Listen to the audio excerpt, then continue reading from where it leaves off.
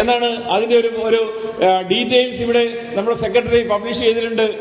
അവിടെ സജീവ് സാറോട് പറഞ്ഞു, ആകെ 90% മാർക്ക് വാങ്ങിയ ടാലന്റ് തെളിയിച്ച 4 പേർ മാത്രം. 7000 പേരിൽ വേറെ ഒരു കമ്മ്യൂണിറ്റിയിലും കാണുന്നില്ല അത്രയും. ഇനിയോ അതിന് താഴെ ഞങ്ങളെ അതിശയപ്പെടുത്തിയ മറ്റൊരു ഗ്രൂപ്പുണ്ട്. നമ്മുടെ ആൺകുട്ടികളുണ്ടല്ലോ, നമ്മുടെ മെഡിക്കൽ കുട്ടികൾ, അവര് ഇപ്പോഴും മൊബൈൽ നോക്കുക. പറഞ്ഞ അത്രയും കുട്ടികൾ ഇപ്പോഴും മൊബൈൽ നോക്കി രസിക്കുക. ആയിക്കോട്ടെ. അപ്പോൾ ഞാൻ പറഞ്ഞത് നമ്മുടെ ഈ യൂത്ത് മെയിൽ, ഫീമെയിൽ അല്ല, യൂത്ത് മെയിലിന്റെ അവരുടെ ടാലന്റ് സെർച്ച് എക്സാമിനേഷൻ ഞങ്ങൾ വളരെ ഡീപ്പായി പരിശോധിച്ചപ്പോൾ ഞങ്ങൾക്ക് ഒരു കാര്യം മനസ്സിലായി. എന്താണെന്ന് അറിയാമോ? സയൻസും മാത്സും സോഷ്യൽ സയൻസും അല്ലെങ്കിൽ ഇംഗ്ലീഷും അങ്ങനെ സബ്ജക്ട് പഠിക്കാനല്ല അവർക്ക് ഇഷ്ടം. അവരുടെ test of reasoning, decision making, ക്വിക്കായിട്ടുള്ള അവരുടെ റെസ്പോൺസസ്, അതൊക്കെ വലിയ പ്രാധാന്യത്തോടെ ഞങ്ങൾ കണ്ടു. പക്ഷെ ഞങ്ങളിത് ആരോട് പറയും? അങ്ങനെയുള്ളവരോട് പറയാനാണ് ഞങ്ങളിത് ഇങ്ങനെയുള്ള ക്യാമ്പുകൾ സംഘടിപ്പിക്കണമെന്ന് പറഞ്ഞത്.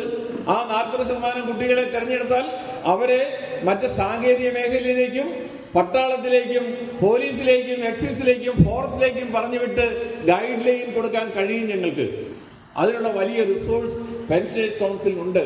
പക്ഷേ കുട്ടികളൊന്നും ഇരുന്ന് തരണ്ടേ? ഇവിടെ വന്നു കഴിഞ്ഞാൽ മൊബൈൽ നോക്കുകയും അങ്ങോട്ടും ഇങ്ങോട്ടും പറഞ്ഞിരിക്കുകയും ചെയ്യുക, വരാതിരിക്കുക. അപ്പോൾ വരുന്ന കുട്ടികളെ വെച്ച് നമ്മളെ കൊണ്ട് പറ്റുന്ന രീതിയിൽ ഗൈഡ് ലൈൻ കൊടുക്കുക. അതാണ് ഞങ്ങൾ ചെയ്യുന്നത്. അടുത്തതിനെ കുറിച്ച് പറഞ്ഞു. ഈ കേരളത്തിലെ നമ്മുടെ സമുദായത്തിന്റെ എത്ര ശതമാനമാണ്? 28% ജനസംഖ്യയുണ്ട് കേരളത്തിൽ. കേരളത്തിന്റെ ആകെ ജനസംഖ്യയുടെ 1.25 കോടി ജനങ്ങളുണ്ട്. അതിൽ 10ാം ക്ലാസ് വരെ പഠിക്കുന്ന കുട്ടികളിൽ ഏതാണ്ട് 40 ലക്ഷം കുട്ടികളിൽ അതിന്റെ 1/4% കുട്ടികൾ നമ്മുടെ SNDP വിഭാഗത്തിൽപ്പെട്ടതാണ്. എത്ര പേര് എഴുതും സ്കോളർഷിപ്പ് പരീക്ഷ? 5ാം ക്ലാസ് മുതൽ 12ാം ക്ലാസ് വരെയുള്ള കുട്ടികൾക്ക് വേണ്ടി കേരളത്തിൽ അങ്ങോളം ഇങ്ങോളമുള്ള SNDP ശാഖകളിലും യൂണിയനുകളിലും പെൻഷനേഴ്സ് കൗൺസിലുകളും ഇടപെട്ട് രജിസ്റ്റർ ചെയ്യാൻ പോകുന്ന വലിയൊരു സംവിധാനമാണ് സ്കോളർഷിപ്പ് പരീക്ഷ. വെറുതെ സ്കോളർഷിപ്പ് പരീക്ഷ നടത്തിപ്പോകാനല്ല ഞങ്ങൾ തീരുമാനിച്ചിരിക്കുന്നത്. ആ സ്കോളർഷിപ്പ് പരീക്ഷയിലൂടെ നിങ്ങളുടെ അവിടെ സ്കോളറെ ഞങ്ങൾ കിട്ടുക. ആദ്യം നടത്ത് ടാലന്റിനെയാണ് കിട്ടാൻ നോക്കിയത്. ടാലന്റിനെ കണ്ടുപിടിച്ച് നമ്മൾ സ്കോളേഴ്സ്, നല്ല ബ്രില്യന്റ് ആയ കുട്ടികളെ കണ്ടുപിടിക്കും. അതിൽ നിന്ന് ജനറൽ സെക്രട്ടറി പറഞ്ഞിരിക്കുന്നത് എന്താണ്? താക്കോൽ സ്ഥാനങ്ങളിൽ ഈഴവരില്ലാത്തത് കൊണ്ട് അവരുടെ അവകാശങ്ങൾ സംരക്ഷിക്കപ്പെടാൻ അധികാര കേന്ദ്രങ്ങളിൽ ആളില്ലാത്ത അവസ്ഥ വന്നതുകൊണ്ട് ആ അവസ്ഥയ്ക്ക് മാറ്റം വരുത്താൻ വേണ്ടിയാണ് ഈ ശ്രീനാരായണ പെൻഷനേഴ്സ് കൗൺസിൽ ഇത്തരത്തിലുള്ള ക്യാമ്പുകൾ സംഘടിപ്പിക്കുക. സ്കോളർഷിപ്പ് പരീക്ഷയിൽ ടാലന്റ് സെർച്ച് എക്സാമിനേഷനിൽ 90% അധികം മാർക്ക് വാങ്ങിയ 4 കുട്ടികളുണ്ടെങ്കിൽ അവരെ എന്ത് കോഴ്സിനും നിങ്ങൾ പഠിപ്പിക്കാം. അവരേത് കോഴ്സും പഠിക്കാൻ ടാലന്റഡ് ആണ്. IAS IPS ഒക്കെ ആകാൻ കഴിയുന്ന കുട്ടികളായി അവരെ മാറ്റിയെടുക്കാം. പക്ഷേ ആ ബോധം അവരിലേക്ക് കൊടുക്കുന്ന ഒരു സാമാന്യ ബോധമുണ്ടല്ലോ, വിദ്യാഭ്യാസമല്ലാത്ത ഒരു സാമാന്യ ബോധം. ആ സാമാന്യ ബോധം നമ്മുടെ ഈ ഇത്തരം ക്യാമ്പുകളിലൂടെ കിട്ടും. അത് സ്കൂളിലും കോളേജിലും കിട്ടുന്നതല്ല. രണ്ടാമത് നമ്മൾ പറഞ്ഞു, ഇപ്പൊ സ്കോളർഷിപ്പ് പരീക്ഷയിൽ ഏറ്റവും മുന്നിൽ വരുന്ന കുട്ടികളെ നമ്മൾ വെറുതെ വിടാനല്ല, അവരെ നമ്മൾ പിന്തുടർന്ന് അവർക്ക് ആവശ്യമായുള്ള മാർഗനിർദ്ദേശങ്ങൾ കൊടുത്ത് അവരെ നമ്മൾ ഉന്നത നിലവാരങ്ങളിലേക്ക്, നമ്മുടെ ആരാധ്യനായ ജനറൽ സെക്രട്ടറി പറയുന്നത് പോലെ, ഈ സമൂഹത്തിലെ ഏറ്റവും താക്കോൽ സ്ഥാനങ്ങളിൽ ജോലി ചെയ്യാൻ കഴിയുന്ന കുട്ടികളായി നമ്മുടെ കുട്ടികളെ മാറ്റിയെടുക്കാൻ വേണ്ടിയാണ് ഇത്രയും ത്യാഗം സഹിച്ച് 1 രൂപ പോലും പ്രതിഫലം വാങ്ങാതെ ഈ നിങ്ങളുടെ മുൻപിൽ വന്നു നിന്ന് ഞങ്ങൾ ഈ ക്ലാസ് എടുക്കുന്നത്. അതുകൊണ്ട് വരാൻ കഴിയുന്ന കുട്ടികൾ, ഈ സ്കോളർഷിപ്പ് പരീക്ഷയ്ക്കാണെങ്കിലും ശരി, പരമാവധി കുട്ടികളെ പ്രോത്സാഹിപ്പിക്കുക.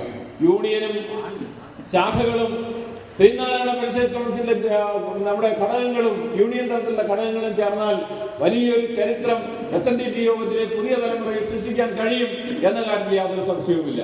5 വർഷക്കാലം ഞങ്ങൾ ഈ സ്കോളർഷിപ്പ് പരീക്ഷ കഴിയുമ്പോൾ ആ 5 വർഷം 8ാം ക്ലാസ് മുതൽ 5ാം ക്ലാസ് മുതൽ 12ാം ക്ലാസ് വരെ 8 വർഷം ഒരു കുട്ടി ശ്രീനാരായണ പെൻഷനേഴ്സ് കൗൺസിലിന്റെ ടാലന്റ് സെർച്ച് എക്സാമിനേഷൻ എഴുതിയാൽ ആ കുട്ടി 8,000-നും 10,000-നും ഇടയ്ക്ക് പൊതുവിജ്ഞാനത്തിന്റെ ചോദ്യങ്ങൾ പഠിച്ചു കഴിയും.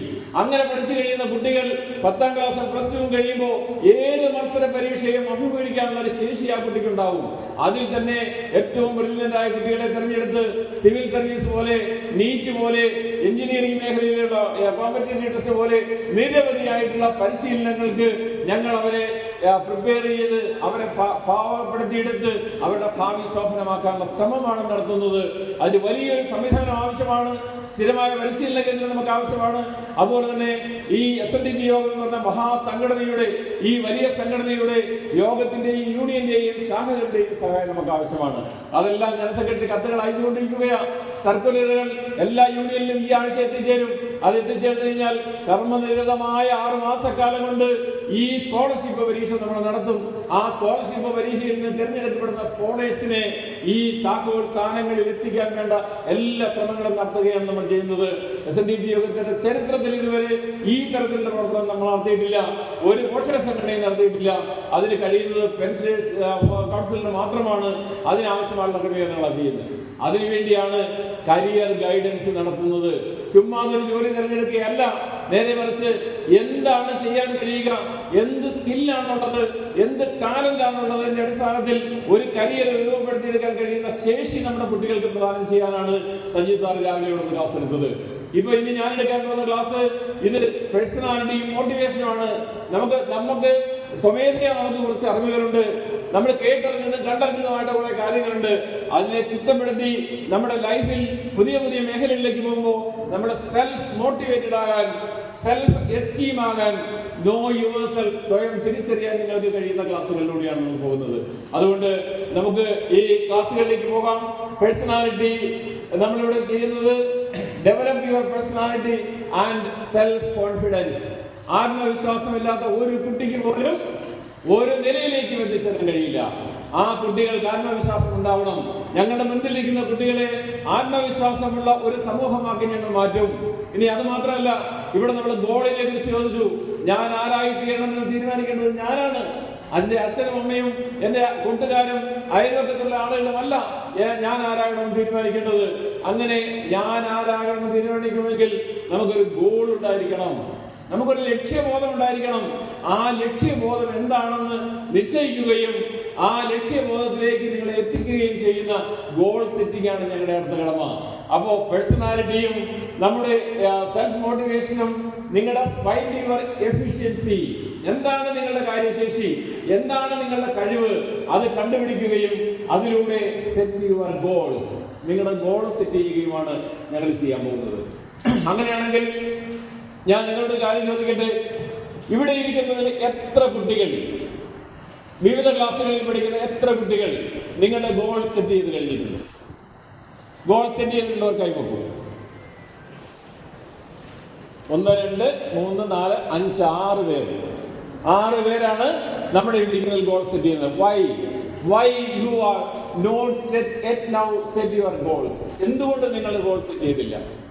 ഇവിടെ സജീവ് സാറ് പറഞ്ഞപ്പോൾ സൂചിപ്പിച്ച് കാണും, ഞങ്ങളിവിടെ ഹൈറേഞ്ച് യൂണിയനിൽ ഇതുപോലെ തന്നെ തിങ്ങി നിറഞ്ഞിരിക്കുന്ന വലിയൊരു ഹാളിൽ 100-400 കുട്ടികളും അവരുടെ പേരൻസും ഇരിക്കുന്ന സമയത്ത് അവിടെ 2 വിശിഷ്ട അതിഥികൾക്ക് സ്വീകരണം കൊടുത്തു. ആ യൂണിയൻ, ഹൈറേഞ്ച് യൂണിയൻ ആരായിരുന്നറിയാമോ?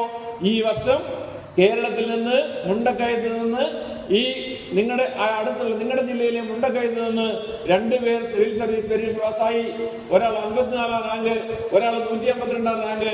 54-ാം റാങ്ക് കിട്ടിയ കുട്ടി എഴുന്നേറ്റ് പറഞ്ഞു, ഞാൻ 6ാം ക്ലാസ്സിൽ പഠിച്ചുകൊണ്ടിരിക്കുന്ന സമയത്ത് ഈ ജില്ലയിലെ കളക്ടറാകുമെന്ന് ഞാൻ തീരുമാനിക്കുകയും ഞാൻ സ്വപ്നം കാണുകയും ചെയ്തു. ആ സ്വപ്നം ഞാനത് യാഥാർത്ഥ്യമാക്കി. ഈ 1 വർഷക്കാലം നീണ്ടു നിൽക്കുന്ന IAS ട്രെയിനിങ് കഴിഞ്ഞാൽ ഞാൻ കോട്ടയത്തിന്റെ സബ് കളക്ടറും കളക്ടറുമായി മാറും. അങ്ങനെ ഒരു നിശ്ചയദാർഢ്യം നമുക്കുണ്ടാവണ്ടേ, നമ്മുടെ കുട്ടികൾക്ക് ഉണ്ടാവണ്ടേ? ഇവിടെ നമ്മൾ പറഞ്ഞു സെറ്റ് ചെയ്യണം. ഇന്ന് നിങ്ങളുടെ ഗോൾ സെറ്റ് ചെയ്യണം. നിങ്ങൾ ആരായി തീരണം? നിങ്ങൾ പോലീസുകാരനാവണോ, പട്ടാളക്കാരനാവണോ, നേഴ്സാകണോ, ഡോക്ടറാകണോ, സിവിൽ ഓഫീസർ ആകണോ എന്ന് തീരുമാനിക്കേണ്ടത് നിങ്ങൾ മാത്രമാണ്. അങ്ങനെ തീരുമാനിക്കാൻ വേണ്ടിയും ആ തീരുമാനം നടപ്പിലാക്കാൻ വേണ്ടിയും ആ തീരുമാനത്തിലൂടെ നിങ്ങളുടെ ജീവിതത്തിന്റെ, നിങ്ങളുടെ ഭാവി ചിട്ടപ്പെടുത്തിയെടുക്കാൻ വേണ്ടിയുമാണ് ഞങ്ങൾ ഇവിടെ ക്ലാസ് സംഘടിപ്പിക്കുന്നത്. അപ്പോൾ നമ്മൾ എന്താ ചെയ്യുക? അങ്ങനെയാണെങ്കിൽ ആദ്യം develop your personality. What is personality? എന്താണ് പേഴ്സണാലിറ്റി എന്ന് പറയുന്നത്?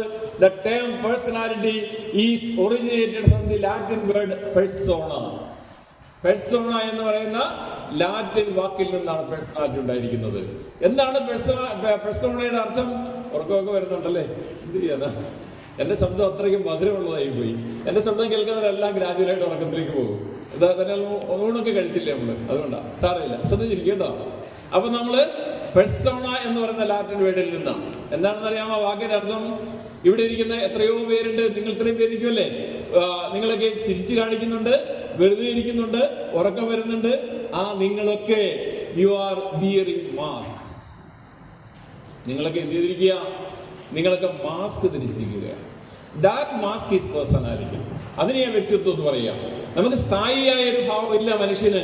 ദുഃഖമുണ്ടാകുമ്പോൾ കരയുകയും സന്തോഷമുണ്ടാകുമ്പോൾ ചിരിക്കുകയും പിന്നെ വിജയങ്ങളിലേക്കും പരാജയങ്ങളിലേക്കും ഒക്കെ പോയി പ്രശ്നങ്ങളുടെ നടുവിലൊക്കെ കിടന്ന് അവിടെ നിന്നൊക്കെ രക്ഷപ്പെട്ടു വന്ന് അതിനെയൊക്കെ അതിജീവിച്ച് വന്ന് ഒട്ടേറെ നിലകളിലേക്കൊക്കെ പോകുന്ന വൈവിധ്യമാർന്ന മേഖലകൾ അപ്പ് ആൻഡ് ഡൗൺസ് ഉള്ള ആളുകളാണ് മനുഷ്യർ. അപ്പൊ അതെല്ലാം നമ്മുടെ പേഴ്സണാലിറ്റിയുടേതാണ്.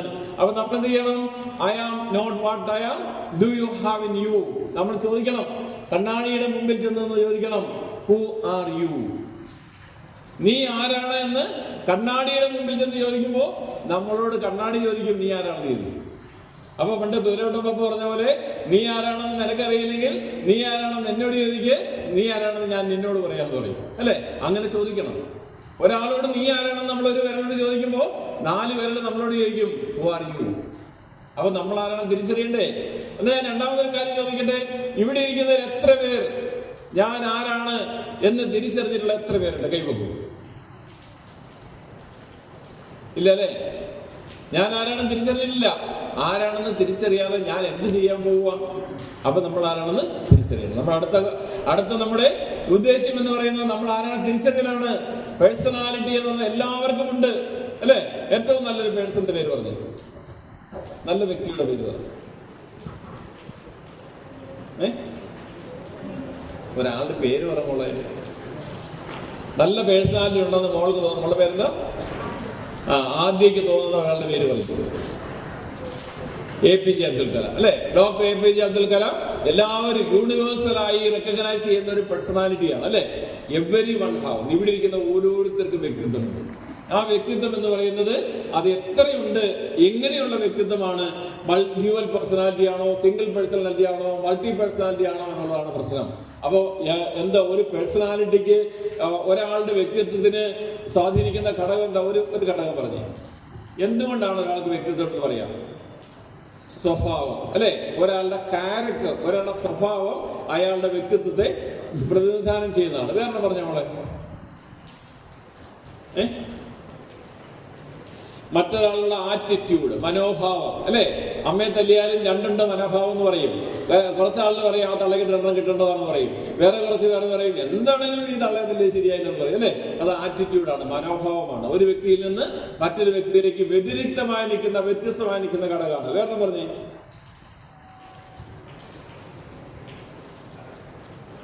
there are more than 100 elements of personality. 100-ലധികം 500-ഓളം വരുന്ന എലമെന്റ്സ്, ഘടകങ്ങൾ ചേർന്നാലാണ് ഒരു വ്യക്തിയാകുക. അതിൽ ഏതെങ്കിലും ഒരെണ്ണം പറ. ഹെൽപ്പിംഗ് മെന്റാലിറ്റി ഓൾസോ അല്ലെ? നമ്മുടെ ഒരാളുടെ സഹകരിക്കാനുള്ള, മറ്റൊരാളെ സഹായിക്കാനുള്ള മനോഭാവം, അത് നമ്മുടെ വ്യക്തിത്വമാണ്. പിന്നെ ഷെയറിങ്, വാട്ട് ഷെയറിങ്? മറ്റുള്ളവരോട് സ്നേഹം. യെസ്, മറ്റുള്ളവരെ സ്നേഹിക്കാനുള്ള മനസ്സല്ലേ? അത് തീർച്ചയായിട്ടും വേണം ഒരു വ്യക്തിക്ക്. പിന്നെ വേറെ പറയും, പെരുമാറ്റം, നമ്മുടെ പെരുമാറ്റം. അപ്പോ there are a number of elements contributing personality. Personality is the total organization of human behavior അല്ലെ? മനുഷ്യന്റെ എല്ലാ തരത്തിലുമുള്ള സ്വഭാവങ്ങളുടെ ആകെത്തുകയാണ് പേഴ്സണാലിറ്റി. അതിലുള്ള എല്ലാ എലമെന്റ്സും നമുക്ക് നോക്കാൻ കഴിയില്ല. നോക്കൂ, ഫിസിക്കൽ അപ്പിയറൻസ്, ഒരാളെ കാണുമ്പോൾ അയാളെ കുറിച്ച് നമുക്ക്, അയാളുടെ പേഴ്സണാലിറ്റിയെ കുറിച്ച് നമുക്ക് അസസ് ചെയ്യാൻ കഴിയും. അങ്ങനെയുള്ള അയാളുടെ ഫിസിക്കൽ അപ്പിയറൻസ്, ജസ്റ്റർ, ശരീരഭാഷ അല്ലെ? നോക്കൂ, നിങ്ങൾ നിൽക്കുമ്പോഴും ഇരിക്കുമ്പോഴും സ്കൂളിൽ പോകുമ്പോഴും ഒരു ഓഫീസിൽ ചെല്ലുമ്പോഴും ആളുകളുമായി സഹകരിക്കുമ്പോഴും മറ്റുള്ളവരുടെ ശരീരഭാഷ അവരുടെ പേഴ്സണാലിറ്റി റിഫ്ലക്ട് ചെയ്യുന്നതാണ്. കൈകെട്ടിയിരിക്കുന്നതാണോ? എന്തിനാ കൈകെട്ടിയിരിക്കുന്നത്? കൈകെട്ടിയിരിക്കുന്നതാണ്. അവളുടെ പേരെന്താ? സ്വാതിയുടെ ഒരു പേഴ്സണാലിറ്റി എന്ന് പറയുന്നത് കൈകെട്ടിയിരിക്കുന്നതിന്റെ ഒരു ലക്ഷണം ഞാൻ പറയട്ടെ. I am not open before you. ഒരാൾ കൈകെട്ടിയിരുന്നാൽ ഞാൻ നിങ്ങൾ ഉദ്ദേശിക്കുന്നത് പോലെ നിങ്ങളുടെ മുമ്പിൽ എന്റെ മനസ്സ് തുറക്കാൻ എനിക്ക് ഇഷ്ടമില്ല എന്നാണ് അത് തെറ്റാണെന്നല്ല കേട്ടോ, അത് ടൈപ്പ് ഓഫ് പേഴ്സണാലിറ്റിയാണ്. there are number of types of പേഴ്സണാലിറ്റി. വ്യക്തിത്വത്തിന് ഒരുപാട് ഘടകങ്ങളുള്ളതുപോലെ തന്നെ ഒരുപാട് തരം വ്യക്തികളുണ്ട്. സിംഗിൾ പേഴ്സണാലിറ്റി ഉള്ളവരാണ്. ഒരൊറ്റ സ്വഭാവം മുറിച്ച് മാറ്റിയാലും സ്വഭാവം മാറ്റില്ല, പേഴ്സണാലിറ്റി മാറ്റില്ല. ഡ്യുവൽ പേഴ്സണാലിറ്റി ഉള്ള ആളുകളുണ്ട്. എൻ്റെ അടുത്ത് ഒരു മുഖം കാണിക്കും, സജി സാറിൻ്റെ അടുത്ത് വേറൊരു മുഖം കാണിക്കും, ബോസ് സാറിൻ്റെ അടുത്ത് വേറൊരു മുഖം കാണിക്കും. അത് മൾട്ടി പേഴ്സണാലിറ്റിയാണ്. ഡ്യുവൽ പേഴ്സണാലിറ്റിയും മൾട്ടി പേഴ്സണാലിറ്റിയും സിംഗിൾ പേഴ്സണാലിറ്റിയും ഉണ്ട്. നമ്മുടെ ശരീരഭാഷയുണ്ട്. ഇവിടെ സജി സാർ പറയുന്നത് കേട്ടിരുന്നു, ഒരു ഇന്റർവ്യൂവിന് പോകുമ്പോൾ അല്ലെങ്കിൽ സിവിൽ സർവീസിന് പോകുമ്പോൾ, മോളല്ലേ സിവിൽ സർവീസിന് പോണേ, ഇപ്പൊ ഏത് കോഴ്സ് കഴിഞ്ഞേ? 10th കഴിഞ്ഞു. സിവിൽ സർവീസിന് പോകുമ്പോൾ 10th-നും +2-നും മേടിച്ച മാർക്കല്ല പ്രധാനം. കോട്ടയത്തിന്റെ കളക്ടറായിരുന്നു അൽഫോൺസ് കണ്ണന്താനം. അദ്ദേഹത്തിന്റെ 10ാം ക്ലാസ്സിലെ മാർക്ക് 249 249 മാർക്ക് മേടിച്ച ഒരാളെ സിവിൽ സർവീസിന് പോകുമെന്ന് ചോദിച്ചാൽ അദ്ദേഹം സിവിൽ സർവീസ് പാസ്സായി. അവര് competitive examination, civil service examination ആയി റാങ്ക് വാങ്ങിച്ചു. അദ്ദേഹം വലിയ കളക്ടറായി, വലിയ കാര്യങ്ങൾ ചെയ്ത ഒരു കളക്ടറായിട്ട് ചരിത്രത്തിൽ രേഖപ്പെടുത്തുകയും ചെയ്തു. എന്ന് പറഞ്ഞാൽ നമ്മൾ വാങ്ങിക്കുന്ന മാർക്കല്ല, നമ്മുടെ പേഴ്സണാലിറ്റിയാണ്. എല്ലാ ടെസ്റ്റും കഴിയുമ്പോൾ പ്രിലിമിനറി ടെസ്റ്റും അതുപോലെ തന്നെ മെയിൻ പരീക്ഷയും അത് കഴിഞ്ഞ് ഒരു പരീക്ഷയും കൂടെ എന്താണത്? ദാറ്റ് ഈസ് പേഴ്സണാലിറ്റി ടെസ്റ്റ്, അല്ലെ? നമ്മുടെ പേഴ്സണാലിറ്റി ടെസ്റ്റും കൂടി കറക്റ്റ് ആയാലേ നമുക്ക് അതിൽ വിജയിക്കാൻ കഴിയുള്ളൂ. അത് നമ്മുടെ ശരീരഭാഷയാണ്. ഓരോരുത്തർക്കും ഓരോ ശരീരഭാഷയുണ്ട്. അവരുടെ വ്യക്തിത്വത്തെ എടുത്തു കാണിക്കുന്ന ശരീരഭാഷ, അല്ലെ? നമ്മൾ ഇരിക്കുമ്പോൾ ഒരാളുടെ മുഖത്ത് നോക്കി, ഒരിക്കൽ സ്വാമി വിവേകാനന്ദൻ പറഞ്ഞൊരു കാര്യമുണ്ട്, നമുക്ക് 2 ചുണ്ടുകൾ തന്നിരിക്കുന്നത് ഇങ്ങനെ ആഹാരം കഴിച്ചിട്ട് അടച്ചിരിക്കാൻ വേണ്ടിയല്ല, പിന്നെന്താണ്? മറ്റുള്ളവരുടെ മുമ്പിൽ ചിരിക്കാൻ വേണ്ടിയുള്ളതാണ്. മറ്റുള്ളവരുടെ മുമ്പിൽ ചിരിക്കുമ്പോൾ നമ്മുടെ ഒരാളെ നോക്കി മറ്റൊരാൾ ചിരിക്കുമ്പോൾ അയാളുടെ പേഴ്സണാലിറ്റിയെ ഭയങ്കരമായി അപ്രീഷിയേറ്റ് ചെയ്യുമെന്നാണ് പറയുന്നത്. അതുകൊണ്ട് തന്നെ നമ്മുടെ ശരീരഭാഷ, ഫിസിക്കൽ ഫീച്ചേഴ്സ്, എക്സ്റ്റേണൽ ഹാബിറ്റ്സ്, അല്ലെ? പേഴ്സണാലിറ്റിക്ക് 2 ഘടകങ്ങളുണ്ട്, ഇന്റേണൽ ആൻഡ് എക്സ്റ്റേണൽ. ബാഹ്യമായി നമ്മുടെ പെരുമാറ്റവും ഒരാൾ പുറത്തുനിന്ന് കാണുമ്പോൾ നമ്മുടെ വസ്ത്രധാരണം, നമ്മുടെ നടപ്പ്, നമ്മുടെ രീതികൾ, അതൊക്കെ നമ്മുടെ എക്സ്റ്റേണൽ ആണ്. പിന്നെ മാനസികമായ ഒരുപാട് ഘടകങ്ങളുണ്ട് നമുക്ക്. അതേ കുറെ കാര്യങ്ങൾ ഇവര് പറഞ്ഞത്. ഒരാളുടെ ആറ്റിറ്റ്യൂഡും ഒക്കെ അയാളുടെ ഇന്റേണൽ ആണ്. പിന്നെ sitting and standing style, face, eyes, eyebrows, nose, ears, chin, ഓരോ അവയവങ്ങളും, അല്ലെ? നമ്മുടെ മുഖത്തുള്ള പ്രധാനപ്പെട്ട അവയവമാണ് നമ്മുടെ കണ്ണുകൾ. ആ കണ്ണുകൾ എന്ന് പറഞ്ഞാൽ there are 2 magnets in the face എന്നാണ്. ആ കണ്ണുകളാണ് നമ്മളെ ഒരാളെ ആകർഷിക്കുന്നതും വികസിക്കുന്നതും കണ്ണുകളാണ്. നല്ല മനോഹരമായ കണ്ണുകൾ നോക്കി മറ്റൊരാളുടെ മുൻപിൽ സജിതർപോലെ കണ്ണടച്ചിരിക്കാൻ പറഞ്ഞാൽ അടച്ചിരിക്കാൻ പറ്റില്ല.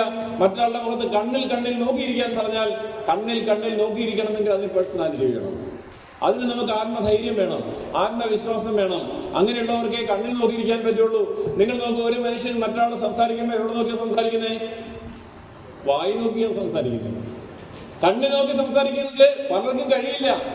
മാഗ്നറ്റ്സ് ആണ്, 2 മാഗ്നറ്റ്സും നമ്മൾ റിഫ്ലക്ട് ചെയ്യും. അപ്പോൾ ധൈര്യമായി ഒരാളുടെ മുഖത്ത് നോക്കി കണ്ണിൽ നോക്കി സംസാരിക്കണമെങ്കിൽ നല്ല ആത്മധൈര്യം വേണം, നല്ല ആത്മവിശ്വാസം വേണം. അതിന് പകരം 90% ആളുകളും മറ്റൊരാളുടെ മൗത്തിൽ നോക്കിയാണ്. അതിനാണ് അച്ഛന്മാർ പറഞ്ഞില്ലേ, വായി നോക്കി എന്ന് പറയത്തില്ലേ? വായി നോക്കിയാണ് സംസാരിക്കുക. അപ്പൊ നമ്മള് നോക്കൂ, നമ്മുടെ ബിഹേവിയർ, തോട്ട്സ്, ക്യാരക്ടർ, ഇതെല്ലാം നമ്മുടെ പേഴ്സണാലിറ്റിയെ കാണിക്കുന്നവയാണ്, അല്ലെ? അപ്പൊ നമ്മുടെ പേഴ്സണാലിറ്റി ഇവിടെ ഇരിക്കുന്നതിൽ ഏതെങ്കിലും ഒരു പെൺകുട്ടി ഇങ്ങോട്ട് കടന്നു വരും. കോട്ടയത്ത് പെൺകുട്ടികളുണ്ടോ എന്നറിയാൻ വേണ്ടിയാണ് ഞാൻ പറഞ്ഞത്, അല്ലേ? പെൺകുട്ടികളില്ല, അല്ലേ? എന്നാൽ ആൺകുട്ടികൾ ആരെങ്കിലും വരും?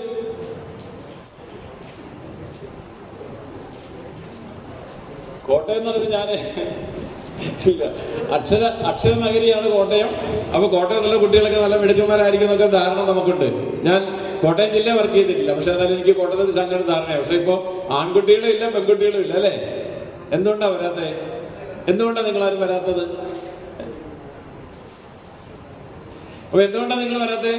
നോക്കൂ, നിങ്ങളുടെ എല്ലാം മനസ്സിൽ പിന്നോട്ട് വലിക്കുന്ന ചില ചേതോവികാരങ്ങളുണ്ട്.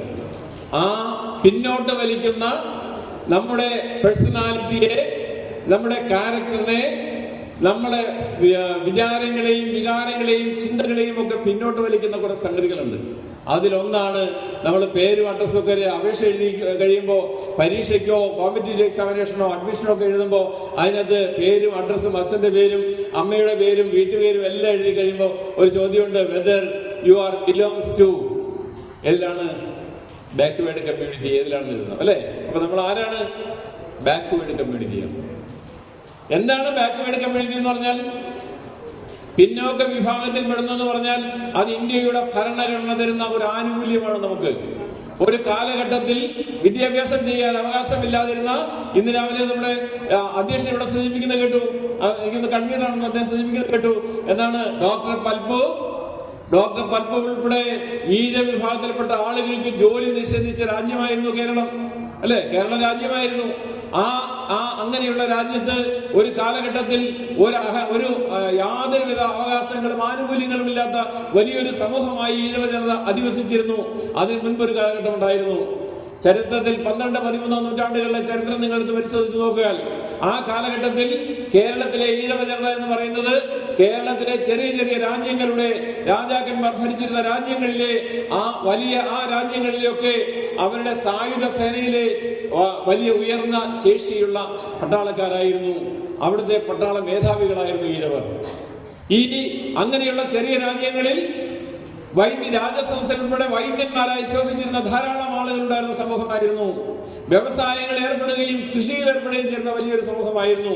അത് കഴിഞ്ഞ് ചാതുർവർണ്ണ്യം എന്ന് പറയുന്ന ബ്രാഹ്മണനും ക്ഷത്രിയനും വൈശ്യനും ശൂദ്രനുമായി മനുഷ്യനെ വേർതിരിച്ച ജാതി വ്യവസ്ഥിതി, ആ ജാതി വ്യവസ്ഥിതി കേരളത്തിലേക്ക് വന്നു കഴിഞ്ഞപ്പോഴാണ് കേരളത്തിൽ അന്ന് വരെ വലിയ പദവിയോടെ വലിയ ശേഷിയോടെ രാജാക്കന്മാരോടൊപ്പം സേനാധിപന്മാരായി സേനാനായകന്മാരായിരുന്ന നമ്മുടെ ഈഴ വിഭാഗങ്ങളുടെ അധികാരങ്ങൾ മുഴുവൻ അവർക്ക് ഓർമ്മ. അവരുടെ ഉണ്ടായിരുന്ന ജന്മത്വങ്ങളുണ്ടായിരുന്ന ഭൂവുടമസ്ഥാവകാശം മുഴുവൻ മറ്റു ജാതിക്കാർക്ക് അവതരിത്തു. അവർക്ക് ഒരു അധികാരവുമില്ലാതെ, സ്കൂളിൽ പോകാൻ അവകാശമില്ലാതെ, നായും നരിയും നടക്കുന്ന വഴിയെ നടക്കാൻ അവകാശമില്ലാതെ, മുലക്കരം പോലും കൊടുത്ത് ജീവിക്കേണ്ടി വന്നിരുന്ന വലിയ സമൂഹമായി ഈ ഈഴവരുൾപ്പെടെയുള്ള ധാരാളം ജാതിക്കപ്പുറം നിൽക്കുന്ന 169ഓളം വിഭാഗങ്ങൾ മാറി. ആ കാലഘട്ടത്തിൽ മണ്ണിനോട് സമമായി അടിയാന്മാരായി കുടിയാന്മാരായി ഇവിടുത്തെ ജന്മിമാരുടെ കീഴിൽ ജോലിയെടുത്തിരുന്ന വലിയൊരു വിഭാഗം ഉണ്ടായിരുന്നു ഈഴവർ. അന്നത്തെ ആ നിലയിൽ നിന്ന് നമ്മളെ ഉയർത്തിക്കൊണ്ടുവരുന്നതിന് ഇന്ത്യയുടെ ഭരണഘടന തന്ന ഒരവകാശമാണ് പിന്നോക്കം എന്ന് പറയുന്നത്. ആ പിന്നോക്കത്തിന് സംവരണമുണ്ട്, ജോലി കിട്ടാൻ സംവരണമുണ്ട്, വിദ്യാഭ്യാസം ചെയ്യാൻ സംവരണമുണ്ട്. ഇന്ന് നമ്മൾ അവിടെ നിന്ന് മാറി. അത് കഴിഞ്ഞ് നമ്മുടെ മഹാഗുരു ശ്രീനാരായണ ഗുരുദേവൻ, ഈ മണ്ണിൽ ദൈവമായിരുന്ന ഗുരുദേവൻ മണ്ണിൽ മനുഷ്യനായി അവതരിച്ചു. 64 സംവത്സരങ്ങൾ ഈ പിന്നോക്ക സമുദായങ്ങളുടെ മുഴുവൻ ക്ഷേമത്തിന് വേണ്ടി, അവരുടെ അവകാശങ്ങൾക്ക് വേണ്ടി അന്ധകാരത്തിന്റെ ആ പടുകുഴിയിൽ നിന്ന് അന്ധകാരത്തിന്റെ പടുകുഴിയിൽ നിന്ന് ജനങ്ങളെ മോചിപ്പിച്ചെടുക്കുന്നതിന് വേണ്ടി ഗുരുദേവൻ അദ്ദേഹത്തിന്റെ ജീവിതം മുഴുവൻ സമർപ്പിക്കുകയായിരുന്നു. ആ സമർപ്പണത്തിലൂടെയാണ് ഏറ്റവും അടിസ്ഥാന വർഗമായി കിടന്നിരുന്ന ഈഴവ ജനത ഉയർത്തെഴുന്നേറ്റ് ഇന്ന് ഏതെങ്കിലും വീട്ടിൽ നിരക്ഷരനായ ഒരു ഈഴവനുണ്ടോ? പഠിക്കാത്ത ഒരു കുട്ടിയുള്ള ഒരു വീടെങ്കിലും ഈഴവന്റെ വീട് കാണിച്ചു തരാമോ? വിദ്യ കൊണ്ട് പ്രബുദ്ധരാകാൻ പറഞ്ഞതിന്റെ അടിസ്ഥാനത്തിലാണ് നമ്മുടെ ശ്രീനാരായണ പരിഷത്ത് കൗൺസിലിന്റെ നമ്മുടെ പദ്ധതിയുടെ പേരെന്താ? വിസ്ഡം എന്ന. അറിവ്. ആരാണ് അറിവ്? മഹാഗുരുവാണ് അറിവ്. ആ അറിവിലൂടെയാണ് നമ്മൾ യാത്ര ചെയ്യുന്നത്. ആ അറിവിനെയാണ് നമ്മൾ സ്വാംശീകരിക്കേണ്ടത്.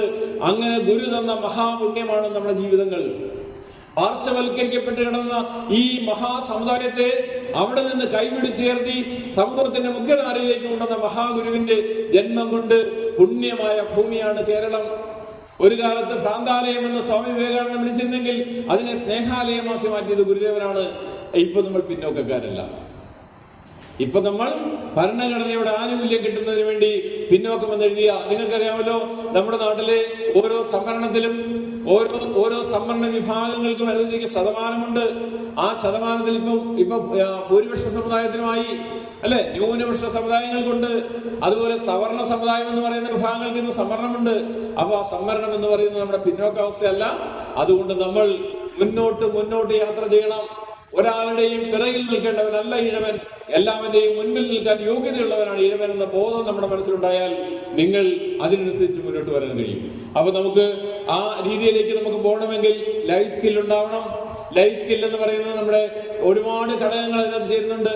എക്സ്റ്റേണൽ ആയിട്ടുള്ള കാര്യങ്ങൾ ഞാൻ പറഞ്ഞു, നമ്മുടെ ജസ്റ്റ് ശരീരഭാഷ ഉൾപ്പെടെ നമ്മുടെ പേഴ്സണാലിറ്റിയുടെ പ്രത്യേകതകളാണെങ്കിൽ ഇവിടെ ഇന്റേണൽ ആയിട്ടുള്ള problem solving, critical thinking, communication skill, decision making, creative thinking ഉൾപ്പെടെ ഇന്റർപേഴ്സണൽ സ്കിൽ ഉൾപ്പെടെ ധാരാളം ക്വാളിഫിക്കേഷൻസ്, ക്വാളിറ്റീസ്, ലൈഫ് സ്കില്ലുകൾ നമുക്ക് ആവശ്യമാണ്. ഇന്റർപേഴ്സണൽ സ്കില്ല് വേണം നമുക്ക്. നല്ലൊരു വിദ്യാർത്ഥിക്ക്, നല്ലൊരു അമ്മയ്ക്ക്, നല്ലൊരു അച്ഛന് ഉണ്ടായിരിക്കേണ്ട ഏറ്റവും ഉചിതമായിട്ടുള്ള ഒരു ഘടകം എന്ന് പറയുന്നത് ഇന്റർപേഴ്സണൽ സ്കില്ലാണ്. അപ്പൊ ഞങ്ങള് ഈ ഒരുപാട് ഇപ്പൊ 20ഓളം ക്യാമ്പുകളായി, അതായത് നമ്മുടെ ടാലന്റ് സെർച്ച് എക്സാമിനേഷന് ശേഷം 20ഓളം ക്യാമ്പുകൾ നമ്മളിപ്പോൾ നടത്തി. ആ 20 ക്യാമ്പുകളിൽ നമ്മൾ ചെന്നപ്പോൾ ഒരുപാട് പേരൻസ് ഞങ്ങളുടെ ചുറ്റിനും കൂടി. അത് 600 പേരുള്ള കുട്ടികളുണ്ടായിരുന്നു, 100 കുട്ടികളുടെ ക്യാമ്പ് ഉണ്ടായിരുന്നു, 300-400 കുട്ടികളും അവരുടെ പേരൻസും ഉണ്ടായിരിക്കുന്ന ക്യാമ്പുകൾ ഉണ്ടായിരുന്നു. ആ ക്യാമ്പുകളിലെല്ലാം ഈ പേരൻസ് പറയുന്ന ഒരു കഥയുണ്ട്. എന്താണെന്ന് നിങ്ങൾക്കറിയാമോ? ഞങ്ങളുടെ മക്കൾ, ഞങ്ങൾ സ്നേഹിച്ച് ലാളിച്ച് വളർത്തുന്ന ഞങ്ങളുടെ മക്കൾ കിട്ടുന്ന വരുമാനം മുണ്ട് മുറുക്കിയെടുത്ത് അവരുടെ ആഹാരം കഴിക്കാനല്ല, കുട്ടികളുടെ ക്ഷേമത്തിന് വേണ്ടി പൈസ മാറ്റി വെച്ചിട്ട് അവരെ വളർത്തുകയാണ്. അവർ ചോദിക്കുന്നതൊക്കെ വാങ്ങിച്ചു കൊടുക്കുകയാണ്. അങ്ങനെ വാങ്ങിച്ചു കൊടുക്കുന്ന ആ കുട്ടികൾ ചെറിയ ചെറിയ കാര്യങ്ങൾക്ക് പോലും ഞങ്ങളോട് വഴക്കിടുന്നു. ഏതെങ്കിലും ചെറിയൊരു കാര്യം സാധിച്ചു കൊടുത്തില്ലെങ്കിൽ ഞങ്ങളോട് തറുതല പറയുന്നു. അവർ ഞങ്ങൾക്ക് എതിരായി പറയുകയും അവർ പിണങ്ങിപ്പോവുകയും ദേഷ്യപ്പെടുകയും ഒക്കെ ചെയ്യുന്നു. ഇവിടെ ഇരിക്കുന്ന കുട്ടികൾ എത്ര പേരുണ്ട് അച്ഛനോടും അമ്മയോടും ദേഷ്യപ്പെടുന്നവർ? കൈവകിയെ. അച്ഛനോടും അമ്മയോടും ചെറിയ ചെറിയ കാര്യങ്ങൾക്ക് ദേഷ്യപ്പെടുന്ന എത്ര പേരുണ്ട്? ധൈര്യമായിട്ട് കൈവക്കിക്കോ. അങ്ങനെ കൈവക്കാൻ പറഞ്ഞ എന്താണെന്നറിയാമോ? അച്ഛനോടും അമ്മയോടും ദേഷ്യപ്പെടാത്ത ഒരു കുട്ടി പോലും ഇല്ല.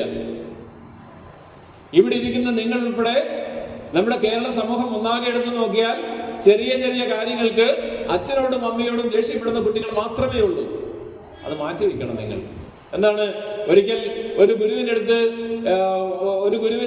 ഒരു അച്ഛനും അമ്മയും ചെന്നു.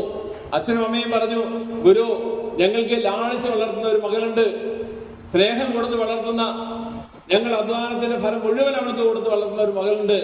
പക്ഷെ ആ മകൾ ചെറിയ ചെറിയ കാര്യങ്ങൾക്ക് ഞങ്ങളോട് തറുതല പറയുകയും ഞങ്ങളോട് പിണങ്ങുകയും ദേഷ്യപ്പെടുകയും ഞങ്ങളോട് മിണ്ടാതിരിക്കുകയും ചെയ്യുന്നു. അത് ഞങ്ങൾക്ക് വലിയ സങ്കടമാണ്. ഞങ്ങൾ ആ കുട്ടിക്ക് വേണ്ടി മാത്രമാണ് ജീവിക്കുന്നത്. ഉടനെ ഗുരു പറഞ്ഞു, ഞാൻ നിങ്ങളുടെ വീട്ടിൽ വരാം, നിങ്ങളിപ്പോൾ തിരിച്ചു വെക്കോളൂ. 3 മാസം കഴിയുമ്പോൾ നിങ്ങളുടെ വീട്ടിലെത്തും. ആ വീട്ടിലെത്തുമ്പോൾ നിങ്ങളുടെ മകൾ ഓരോ തവണയും നിങ്ങളോട് ദേഷ്യപ്പെടുമ്പോൾ എത്ര പ്രാവശ്യം ദേഷ്യപ്പെടുന്നു അത്രയും പ്രാവശ്യം നിങ്ങൾ നിങ്ങളുടെ ഭിത്തിയിൽ ഒരു ആണി അടിച്ചു വയ്ക്കാൻ പറഞ്ഞു. 3 മാസം കഴിഞ്ഞപ്പോൾ ഗുരു ചെന്നപ്പോൾ ഗുരു തന്നെ അത്ഭുതപ്പെട്ടു പോയി. ആ വീടിന്റെ ഒരു ഭിത്തി മുഴുവൻ ആണി അടിച്ചു വെച്ചിരിക്കുകയാണ്. അത്രയും തവണ 3 മാസത്തിനുള്ളിൽ അത്രയും തവണ ആ കുട്ടിയുടെ അച്ഛനമ്മമാരോട് ദേഷ്യപ്പെട്ടു. കുട്ടിയെ വിളിച്ചിട്ട് പറഞ്ഞു, നീ ഉണ്ടാക്കിയ മുറിവുകളാണ് ഇതൊക്കെ. നിനക്ക് വേണ്ടി ജീവിക്കുന്ന നിന്റെ അച്ഛനെയും അമ്മയുടെയും ഹൃദയത്തിലേക്ക് നീ അടിച്ചിറക്കിയ ആണികളാണ് ഇതൊക്കെ. ഈ ആണികൾ നിന്റെ ജീവിതത്തിൽ നിനക്ക് സമാധാനം തരില്ല. നിനക്ക് വേണ്ടി ജീവിക്കുന്ന നിന്റെ അച്ഛനും അമ്മയും സ്നേഹിക്കാതെ നിനക്കൊരിക്കലും വലിയ ആളായി മാറാൻ കഴിയില്ല. അതുകൊണ്ട് നീ അതിന് പരിഹാരം ചെയ്യണമെന്ന് പറഞ്ഞു. ഉടനെ കുട്ടി ചോദിച്ചു, ഞാൻ എന്ത് പരിഹാരമാണ് ചെയ്യേണ്ടത്? എങ്ങനെയാണ് ഞാൻ ഈ കടമൊക്കെ വീട്ടുക?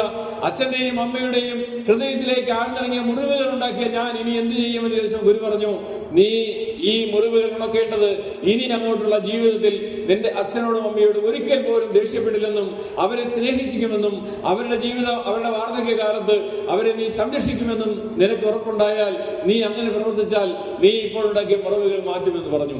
ആ കുട്ടിയോട് പറഞ്ഞു, ആ ആണികളെല്ലാം പിഴുതെടുക്കാൻ പറഞ്ഞു. ആണികൾ പിഴുതെടുപ്പോൾ കണ്ടതെന്താണ്? ഒരുപാട് സുഷിരങ്ങൾ അവിടെ അവശേഷിക്കുകയാണ്. ഉണ്ടാക്കിയ മുറിവുകളുടെ സുഷിരങ്ങൾ, വേദനകളുടെ ഹൃദയത്തിലേക്ക് ആഴ്ന്നിറങ്ങിയ മുറിവുകളുടെ സുഷിരങ്ങൾ ആ കുട്ടിയുടെ ജീവിതത്തിൽ ആ മുറിവുകളെല്ലാം മാറ്റാമെന്ന് പ്രതിജ്ഞയെടുത്ത് ആ അച്ഛനമ്മമാരെ സ്നേഹിച്ചിട്ട് കടന്നുപോയി. ഞാൻ പറഞ്ഞത്, നമ്മുടെ ഒരു കുട്ടിയുമില്ല അച്ഛനമ്മയോട് ദേഷ്യപ്പെടാത്തവർ. അച്ഛനോടും അമ്മയോടും ദേഷ്യപ്പെടുമ്പോൾ നിങ്ങൾ ചിന്തിക്കേണ്ടത്, ഓരോ ദേഷ്യപ്പെടലുകളിലും നിങ്ങൾ അടിക്കുന്ന ആണികൾ ആ അമ്മയുടെയും അച്ഛന്റെയും ഹൃദയത്തിലേക്കാണെന്ന് നിങ്ങൾ മനസ്സിലാക്കണം. ആ ഹൃദയത്തിൽ നിങ്ങൾ മുറിവുണ്ടാക്കിയാൽ, നിങ്ങളെ സ്നേഹിക്കുന്ന ഹൃദയങ്ങളെ വ്രണപ്പെടുത്തിയാൽ നിങ്ങൾ ഒരു കാലത്തും എങ്ങും എത്തിച്ചേരാൻ കഴിയില്ല. അപ്പൊ നിങ്ങൾ നല്ല രീതിയിലുള്ള ഇന്റർപേഴ്സണൽ സ്കിൽ നിങ്ങൾക്കുണ്ടാവണം. അച്ഛനും അമ്മയ്ക്കും ഉണ്ടാകണം, തിരിച്ച് കുട്ടികൾക്കും ഉണ്ടാകണം. നല്ല രീതിയിലുള്ള ബന്ധമാണ് ഉണ്ടാക്കുന്നത്. സെൽഫ് അവയർനെസ് ബിൽഡിങ്ങും സ്ട്രെസ് മാനേജ്മെന്റും ഒക്കെ ഉണ്ടായിരിക്കണം.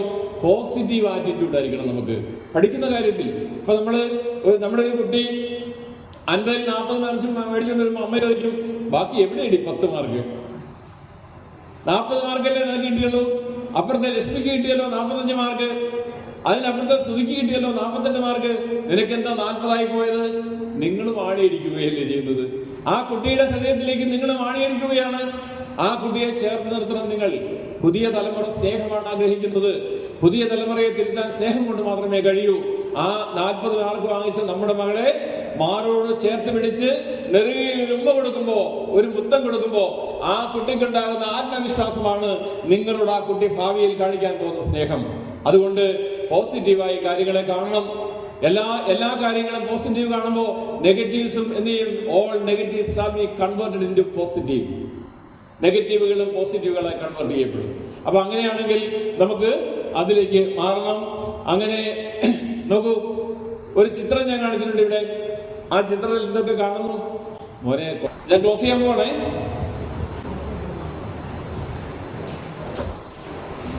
എന്തൊക്കെ കണ്ടു മോളെ ചിത്രത്തില്?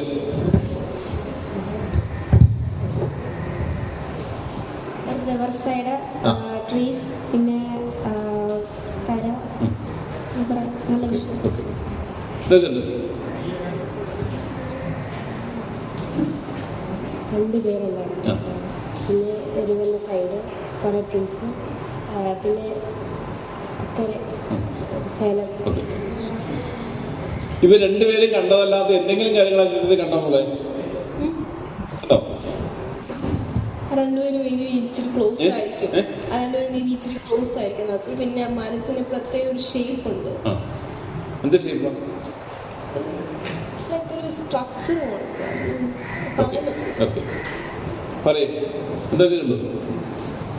ഒരു റിവർ സൈഡ് രണ്ടുപേരെ കണ്ടു. ഒരു പ്രത്യേക തരത്തിലേക്കുന്ന ഒരു മരം കണ്ടു. അപ്പുറത്തെ ആ കര എന്തൊക്കെയോ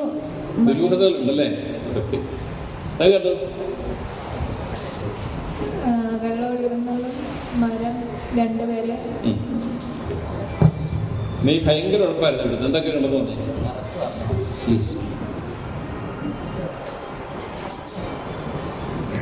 കര, പിന്നെ വെള്ളം ഒഴുകുന്നു. ഓക്കെ. ഒരു മരം ചെരിഞ്ഞിരിക്കുന്നു, രണ്ടുപേര്. ഓക്കെ, ഇത്രയും കണ്ടു അല്ലേ? ഗുഡ്. ഈ ഇത്രയും കാര്യങ്ങളല്ലാതെ വേറെ എന്തെങ്കിലും കണ്ടോ ആരെങ്കിലും?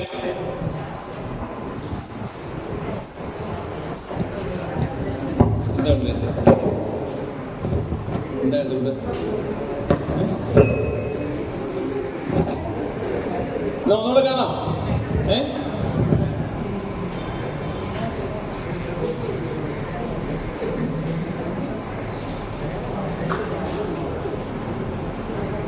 എവിടെ പോയത് നോക്കൊന്നുകൂടി.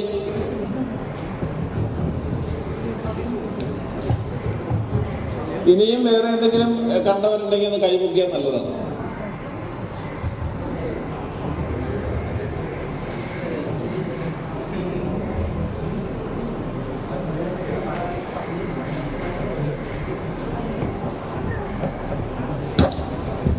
വേറെ എന്തെങ്കിലും കണ്ടോ? പറ പോലെ കണ്ടോ? നിങ്ങൾ ആരും കണ്ടോ? അത് ഇരിക്കും. കണ്ടോ? വേറെ ആരും കണ്ടോ? ഇപ്പോഴും പിക്ചറോടെ കിടക്കുക. അപ്പൊ ഇവിടെ ഇവർ രണ്ടുപേര് വന്നെഴുതിരുന്ന ആദ്യം കണ്ടായിരിക്കുന്നു. മോളൊന്ന് ഇൻട്രൊഡ്യൂസ് ചെയ്തു. Myself Ananya from Mamayallur. I'm studying in class 10th. അപ്പൊ മോള് പിടിക്കുകയാണ്. നല്ല കഴിഞ്ഞു കൊടുത്തേ.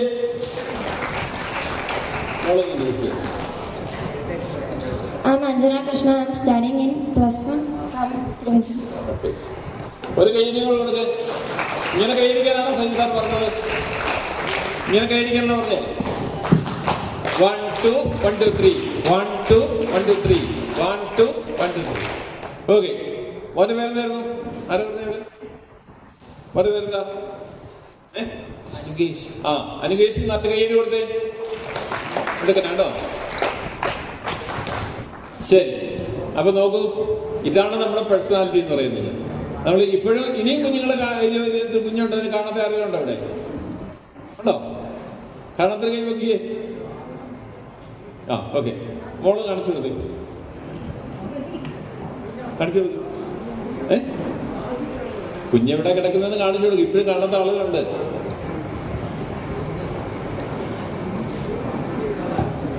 ഒരു കമ്പ് വല്ല ഉണ്ടെ കാണിക്കായിരുന്നു അല്ലേ?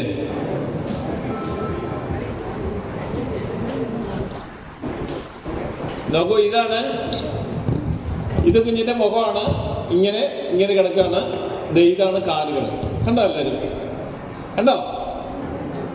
കണ്ടില്ലെങ്കിൽ കണ്ടില്ലെന്ന് പറയണം. കണ്ടില്ലെങ്കിൽ എന്തോ കുഴപ്പമുണ്ടതാ. ഓക്കെ, അപ്പൊ നോക്കൂ. ഓക്കെ, നമ്മളിനി നമ്മൾ നോക്കൂ. Ways to become an eminent person. എന്തായാലും നമ്മൾ ജനിച്ചു, അച്ഛനും അമ്മയും നമ്മളെ വളർത്തി, നമ്മൾ സ്കൂളിൽ പോയി പഠിച്ചുകൊണ്ടിരിക്കുകയാണ്. നന്നായിട്ട് പഠിക്കണം. എന്തായാലും പഠിക്കാൻ നമ്മളെ അയക്കുന്നുണ്ട്. സ്കൂളിൽ നന്നായിട്ട് പഠിക്കണം. നല്ല വ്യക്തിയാണ്. എന്നാൽ പിന്നെ ഏറ്റവും നല്ലൊരു വ്യക്തി ആയാലെന്താ?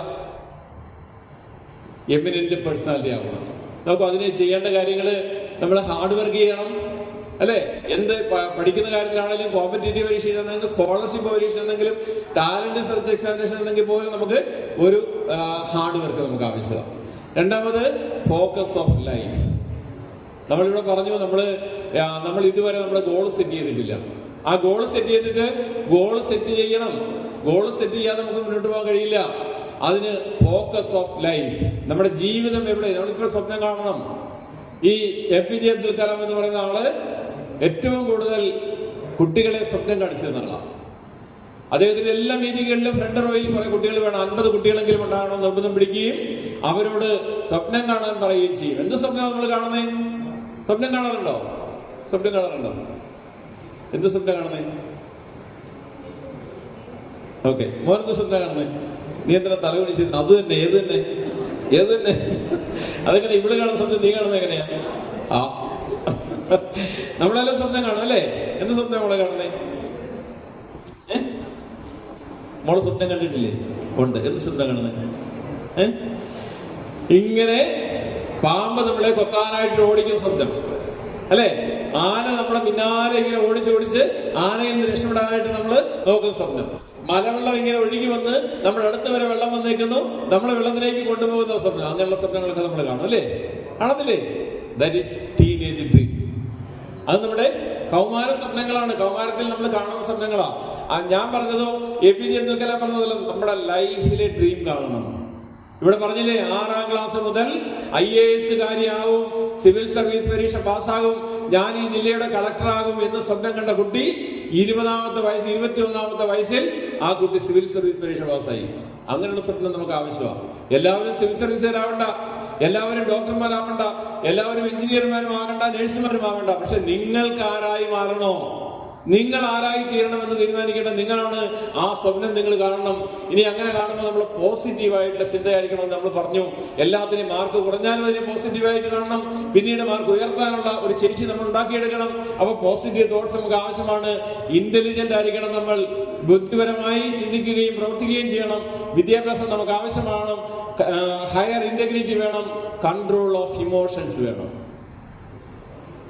ഇമോഷൻസ് എന്താ ഇമോഷൻസ് എന്ന് പറഞ്ഞാൽ എന്താ മോളെ ഇമോഷൻസ്? എന്താ ഇമോഷൻസ്? എന്തൊക്കെയാണ്? മോള് കരയാറുണ്ടോ? ചിരിക്കാറുണ്ടോ? ദേഷ്യപ്പെടാറുണ്ടോ? ആരോടാ ദേഷ്യപ്പെടുന്നത്? പറ. വീട്ടിലാരൊക്കെ ഉണ്ട്? ഇത് 4 പേരിൽ ആരോടാ മോള് ദേഷ്യപ്പെടുന്നത്? ചേട്ടനോട്, അല്ലേ? നമ്മൾ ദേഷ്യപ്പെടാറുണ്ട്, നമ്മൾ ചിരിക്കുകയും കരയുകയും ഒക്കെ ചെയ്യുന്നത് നമ്മുടെ സാമാന്യ വികാരങ്ങളാണ്, ഇമോഷൻസ് ആണ്. But you control your emotions. ഒരു വലിയ കുടം നിറയെ വെള്ളം വെച്ചിട്ട് അതിനകത്ത് ഇമോഷൻ ആകുന്ന ഒരു ഹോള് നമ്മൾ ഇട്ട് കൊടുത്താൽ ബാക്കി എല്ലാ ക്വാളിറ്റിയും നമ്മളുണ്ടെങ്കിലും ആ ഇമോഷനിലൂടെ നമ്മുടെ പേഴ്സണാലിറ്റി എല്ലാം ഒലിച്ചു പോകും. അതുകൊണ്ട് നമ്മുടെ ഇമോഷണൽ കൺട്രോൾ, ദേഷ്യപ്പെടുന്നതും ചിരിക്കുന്നതും സന്തോഷിക്കുന്നതും എല്ലാം നമ്മൾ കൺട്രോൾ ചെയ്യണം. പെട്ടെന്ന് അച്ഛനോടും അമ്മയോടും ചേട്ടനോടൊന്നും അല്ല, അമ്മയോടെ ഏറ്റവും കൂടുതൽ ദേഷ്യപ്പെടുന്നത് എനിക്കറിയാം, അല്ലേ? പെൺകുട്ടികളെ ഏറ്റവും കൂടുതൽ ദേഷ്യപ്പെടുന്ന അമ്മയോടാണ്. ഓക്കെ, അപ്പൊ ആരോടാണെങ്കിലും ശരി ദേഷ്യപ്പെടുന്നത് കുറയ്ക്കണം. ദേഷ്യം എന്ന് പറയുന്നത് നമുക്ക് വേണ്ട സ്വഭാവമല്ല, കേട്ടോ? അപ്പൊ നമ്മുടെ ഇമോഷണൽ കൺട്രോൾ ഉണ്ടാവണം. നോക്കൂ, APJ അബ്ദുൽ കലാം പറയുന്ന you cannot change your future, but you can change your habits and surely your habits will change your future. നിങ്ങളുടെ ഭാവി നിങ്ങൾക്ക് മാറ്റാൻ പറ്റില്ല, തലവരെ മാറ്റാൻ പറ്റില്ല നമ്മൾ പറയുന്നില്ലേ? നിങ്ങൾക്കൊരു ഭാവിയുണ്ട്, നിങ്ങൾക്കൊരു കരിയറുണ്ട്, നിങ്ങൾക്കൊരു ലക്ഷ്യമുണ്ട്. ആ ലക്ഷ്യം പെട്ടെന്ന് നമുക്ക് മാറ്റാൻ കഴിയില്ല. പക്ഷെ അതിന് എങ്ങനെ മാറ്റാം? You want to change, you can change your habits. എന്താ നിങ്ങളുടെ ശീലങ്ങൾ? 8 മണി വരെ കിടന്നുറങ്ങുന്ന ശീലങ്ങൾ, 9 മണി വരെ കിടന്നുറങ്ങുന്ന ശീലങ്ങൾ എത്ര മണി വരെ നിങ്ങൾ കിടന്നുറങ്ങും? 6 മണിക്ക് ഉറങ്ങുന്ന എത്ര കുട്ടികളുണ്ട് ഇവിടെ? ഒരാൾ. 5 മണിക്ക് എഴുന്നേക്കുന്ന എത്ര കുട്ടികളുണ്ട് ഇവിടെ? ഇഷാനി പോലും എഴുന്നേൽക്കത്തില്ല അല്ലേ? ഒരാള്. നോക്കൂ, നിങ്ങള് രാവിലെയാണ് നമുക്ക് പഠിക്കാൻ പറ്റുന്ന സമയം. പക്ഷെ രാവിലെയാണ് നമ്മുടെ ഉറക്കത്തിന്റെ ഏറ്റവും തീവ്രമായ സമയം. രാവിലെ അത് മാറ്റണം. That is your habits. നിങ്ങളുടെ ശീലമാണത്. അങ്ങനെ ആ സമയത്ത് ഉറങ്ങുകയും കൂടുതൽ സമയം ഉറങ്ങുകയും ചെയ്യുന്ന നിങ്ങളുടെ ശീലങ്ങളെ മാറ്റാൻ കഴിയുമോ? ആ സമയത്ത് പഠിക്കാൻ നിങ്ങൾ കഴിയുമോ? നിങ്ങളുടെ ഫ്യൂച്ചർ നിങ്ങൾക്ക് മാറ്റിയെടുക്കാം എന്നാണ് APJ അബ്ദുൽ കലാം പറഞ്ഞത്. അതുപോലെ നമ്മൾ മാറണം, നമ്മുടെ ശീലങ്ങളെ മാറണം. അമിതമായ ആഹാരം കുറയ്ക്കണം, അമിതമായ ഉറക്കം കുറയ്ക്കണം, അമിതമായി ദേഷ്യപ്പെടുന്നത് കുറയ്ക്കണം. നല്ല പഠനം കുറവാണെങ്കിൽ പഠനം നന്നായി വർദ്ധിക്കാൻ ശ്രമിക്കണം. ഏതാണ് ലക്ഷ്യം, ഏതാണ് സബ്ജക്റ്റ് കൂടുതൽ പഠിക്കേണ്ടത് അത് പഠിക്കണം. ഏറ്റവും എളുപ്പമുള്ള സബ്ജക്റ്റ് അല്ല ആദ്യം പഠിക്കേണ്ടത്, ഏറ്റവും പ്രയാസമുള്ള സബ്ജക്റ്റ് ആദ്യം പഠിക്കേണ്ടത്. അപ്പൊ നമ്മുടെ ശീലങ്ങളെ മാറ്റിയെടുക്കൂ. നിങ്ങൾക്ക് നിങ്ങളുടെ ജീവിതത്തിൽ വലിയ വലിയ നേട്ടങ്ങൾ ഉണ്ടാക്കാൻ കഴിയും. ആത്മവിശ്വാസം. ആത്മവിശ്വാസമുള്ള എത്ര കുട്ടികളുണ്ട് ഇവിടെ? ആത്മവിശ്വാസം 100% ആത്മവിശ്വാസമുള്ളവർ മാത്രം കൈവക്കും. 90% ആത്മവിശ്വാസം ഉള്ളവർ കൈവക്കും. 1, 2, 3. ഓക്കെ. 80% ആത്മവിശ്വാസമുള്ളവർ കൈവക്കും.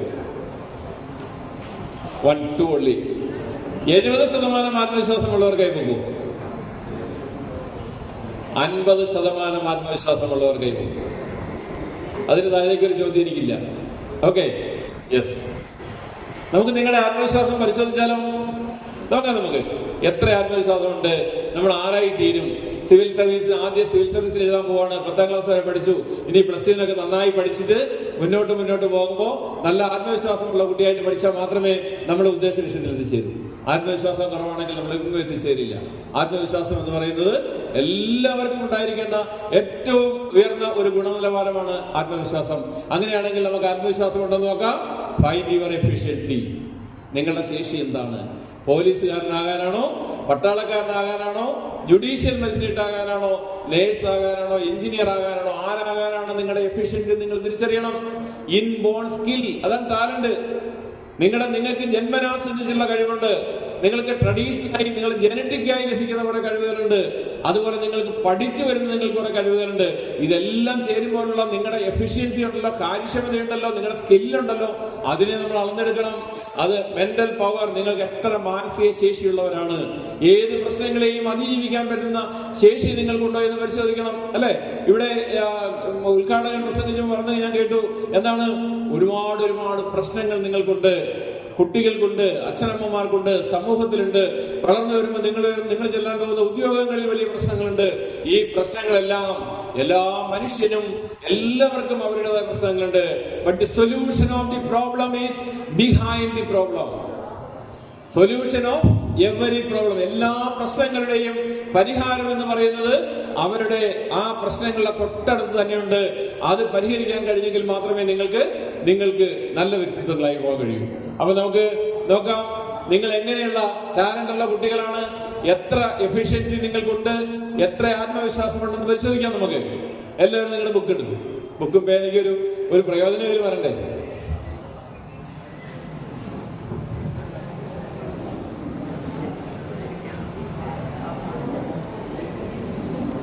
എടുത്തോ?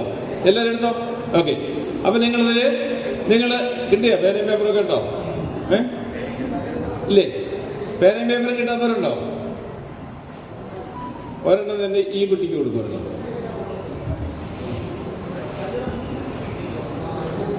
വരച്ച എല്ലാവരും എല്ലാം എടുത്തോ? ശരി. അതെ, ഇവിടെ ഒന്നും കിടക്കും. ഇവിടെ ഉണ്ടല്ലോ, സാധനമുണ്ട്.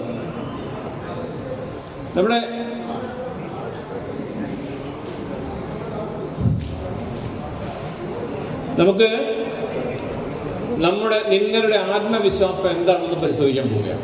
വലിയ പ്രധാനപ്പെട്ട കാര്യമാണ് ആത്മവിശ്വാസം. എത്ര ആത്മവിശ്വാസം? ഇപ്പോൾ 90% ആത്മവിശ്വാസമുള്ള 3 പേരുണ്ട്, 80% ആത്മവിശ്വാസമുള്ള 3-4 പേരുണ്ട്, ബാക്കി 50%കാരാണ് കൂടുതൽ ആളുകൾ. അപ്പൊ എത്രയാണ് നിങ്ങളുടെ ആത്മവിശ്വാസം കൃത്യമായിട്ട് അറിയണ്ടേ? നമുക്ക് പഠിക്കാൻ പറ്റുള്ളൂ അല്ലെ? നമുക്ക് ഡോക്ടർ ആകണോ അല്ലെങ്കിൽ സിവിൽ സർവീസ് ആകണോ എന്ന് തീരുമാനിക്കുമ്പോൾ അതിനുള്ള ശേഷി എത്രയാണ് നമ്മുടേത്, എത്ര ശതമാനമാണ് നമ്മുടേതെന്ന് അറിയണം. കൃത്യമായി നിങ്ങളുടെ ആത്മവിശ്വാസം ഞാൻ അളന്നു തരാം. അതുപോലെ നിങ്ങളുടെ ഗോൾ സെറ്റ് ചെയ്ത് തരാം. അതാണ് എൻ്റെ കടമ. നിങ്ങളുടെ ആത്മവിശ്വാസവും നിങ്ങളുടെ ഗോളും സെറ്റ് ചെയ്യലാണ് എൻ്റെ ജോലി. ആദ്യത്തേത് ആത്മവിശ്വാസം. എല്ലാവരും നിങ്ങളുടെ ആ ബുക്കിൽ പേന കൊണ്ട് ഒരു വൃത്തം വരയ്ക്കും.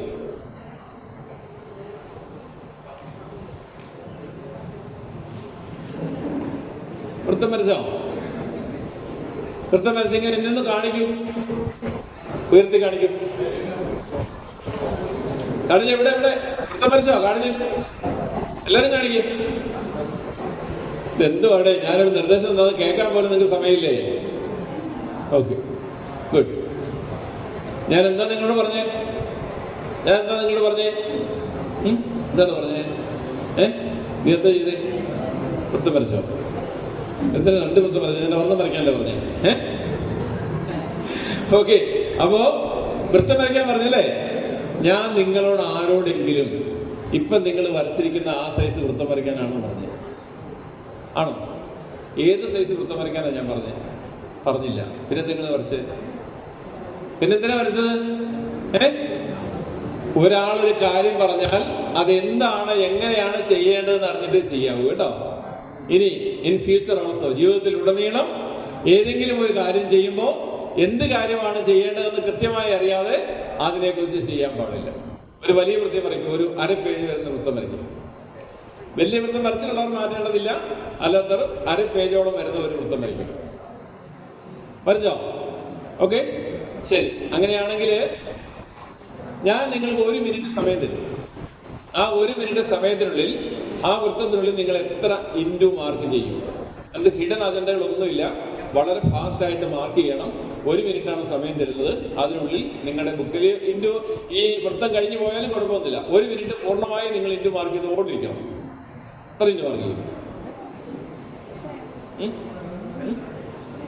50. എത്രയാ അറിയത്തില്ലേ? വിട്ട് വരുമ്പോൾ എത്രയാണെന്ന് അറിയത്തില്ല. നമുക്ക് എത്ര വയസ്സുണ്ട് ഇപ്പം? 15 വയസ്സുണ്ടെന്ന് എങ്ങനെ അറിയാം? എത്ര പ്ലേറ്റ് ചോറിന് വെച്ചേക്ക്? 1 പ്ലേറ്റ്. ഇതെങ്ങനെ അറിയാം 1 പ്ലേറ്റ് കഴിക്കുന്നത്? ഒരു സമയത്ത് എത്ര ചായ കുടിക്കും? 1 ചായ. പിന്നെ എന്തുകൊണ്ടാണ് 1 മിനിറ്റ് തന്നാൽ ഇതിനകത്ത് എത്ര ഇൻറ്റു മാർക്കണമെന്ന് അറിയത്തില്ലത്? എഴുതണോ വേണ്ടുന്ന? എത്ര ഇൻറ്റു മാർക്ക് ചെയ്ത് എഴുതും? എല്ലാവരും എഴുതും. 1 മിനിറ്റ് കൊണ്ട് നിങ്ങൾ എത്ര ഇൻറ്റു അതിനകത്ത് മാർക്ക് ചെയ്യുമെന്ന് എഴുതി വയ്ക്കുക.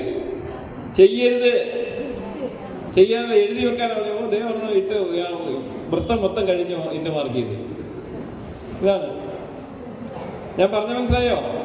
1 മിനിറ്റ് സമയം തന്നാൽ അതിനകത്ത് എത്ര ഇൻറ്റു മാർക്ക് ചെയ്യുന്നത്? 30 ആണ് അല്ലേ? 30 അല്ലേ? എല്ലാവരും എഴുതിയോ? നിങ്ങളുടെ മനസ്സിൽ എത്രയാണോ അത്രയും. 100 ആണെ 100, 200 ആണെ 200, 50 ആണെ 50, 10 ആണെ 10, what ever it is, as you like, think positively. Okay, അപ്പൊ ഇനി ഞാൻ സമയം തരാൻ പോവാ. 1 മിനിറ്റ് സമയം തരും. ആ 1 മിനിറ്റ് സമയത്തിനുള്ളിൽ നിങ്ങൾ വളരെ ഫാസ്റ്റ് ആയിട്ട് മാർക്ക് ചെയ്യണം. മോളുടെ പേരെന്തായിരുന്നു? അനന്യ പറഞ്ഞവർ ആരും ചിന്തിക്കരുത്, അത് ഇട്ട് കഴിഞ്ഞാൽ എണ്ണാൻ പറ്റുള്ളൂ. അങ്ങനെ പറയരുത് കേട്ടോ. നമ്മൾ നമ്മളോടൊരു കാര്യം ചോദിച്ചാൽ ആ കാര്യത്തിൽ കൃത്യമായ ഒരു ആൻസർ കൊടുക്കാൻ നമുക്ക് പറ്റണം. അത് തെറ്റാണോ ശരിയാണോ എന്നുള്ളതല്ല, ഉത്തരം നമ്മൾ പറയാന്നുള്ളത് നമ്മുടെ കടമയാണ്. ആ ഉത്തരം വളരെ ക്ലിയർ ആയിട്ട് കൊടുക്കണം. എത്ര 1 മുതൽ 100 വരെ എണ്ണാൻ പറ്റുന്ന ഞാൻ എണ്ണി നോക്കിയിട്ട് പറയാമെന്ന് പറയാൻ പറ്റുമോ? ഇല്ല. നമ്മൾ എത്ര എണ്ണാം എന്ന് പറയണം. അല്ലെങ്കിൽ മാർക്ക് ചെയ്യുന്ന എത്രയാണ് നമുക്ക് മനസ്സിൽ തോന്നുന്ന സംഖ്യ. That is your capability, that is your confidence. അതാണ് കുട്ടിയുടെ ആത്മവിശ്വാസം എന്ന് പറയുക. ആത്മവിശ്വാസം ഇല്ലാത്തത് കൊണ്ടാണ് അങ്ങനെ പറയുന്നത്. എനിക്കറിയില്ല, അല്ലെ ചെയ്ത് നോക്കട്ടെ, അങ്ങനെ പറയുകയും ചെയ്യരുത്. അങ്ങനെ ആൻസർ ഇല്ല ഇവിടെ. അപ്പൊ ഞാൻ 1 മിനിറ്റ് സമയം തരാൻ പോവാണ്. വളരെ ഫാസ്റ്റായിട്ട് ചെയ്യണം. This is your confidence. ഇപ്പൊ എഴുതിയിരിക്കുന്നതാണ് നിങ്ങളുടെ ആത്മവിശ്വാസം കേട്ടോ.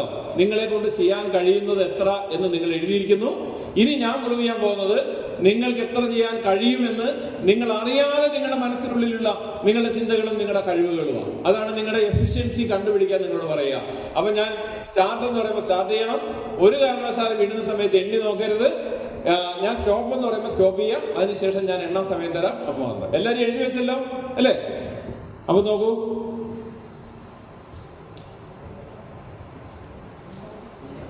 Okay start. വളരെ ഫാസ്റ്റായിട്ട് ചെയ്യൂ, വളരെ ഫാസ്റ്റായിട്ട് ചെയ്യൂ. This is measuring your confidence. നിങ്ങളുടെ ആത്മവിശ്വാസം എത്രയുണ്ടെന്ന് തിരിച്ചറിയാൻ വേണ്ടിയാണ് ഇത് ചെയ്യുന്നത്. എത്ര വേഗത്തിൽ ചെയ്യാമോ അത്രയും വേഗത്തിൽ ചെയ്യണം.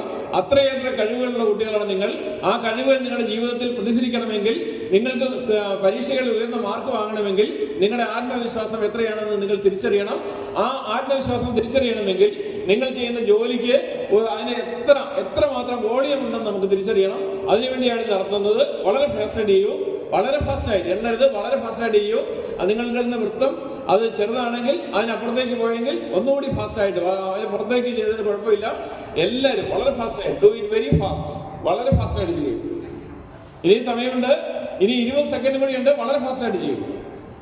Make it very fast. അതിന് പുറത്തേക്ക് പോയാലും കുഴപ്പമില്ല, വളരെ വളരെ വളരെ വേഗത്തിൽ. ഇനി 10 സെക്കൻഡ് കൂടി ഉണ്ട്, വളരെ വേഗം ചെയ്യും. Please please make it very fast. Okay, stop. Good. ഇനി നിങ്ങൾ എന്ത് ചെയ്യണം? ഇപ്പം നിങ്ങൾ ഇട്ടിരിക്കുന്ന എത്ര ഇൻഡു ഉണ്ടെന്ന് എണ്ണി നോക്കൂ.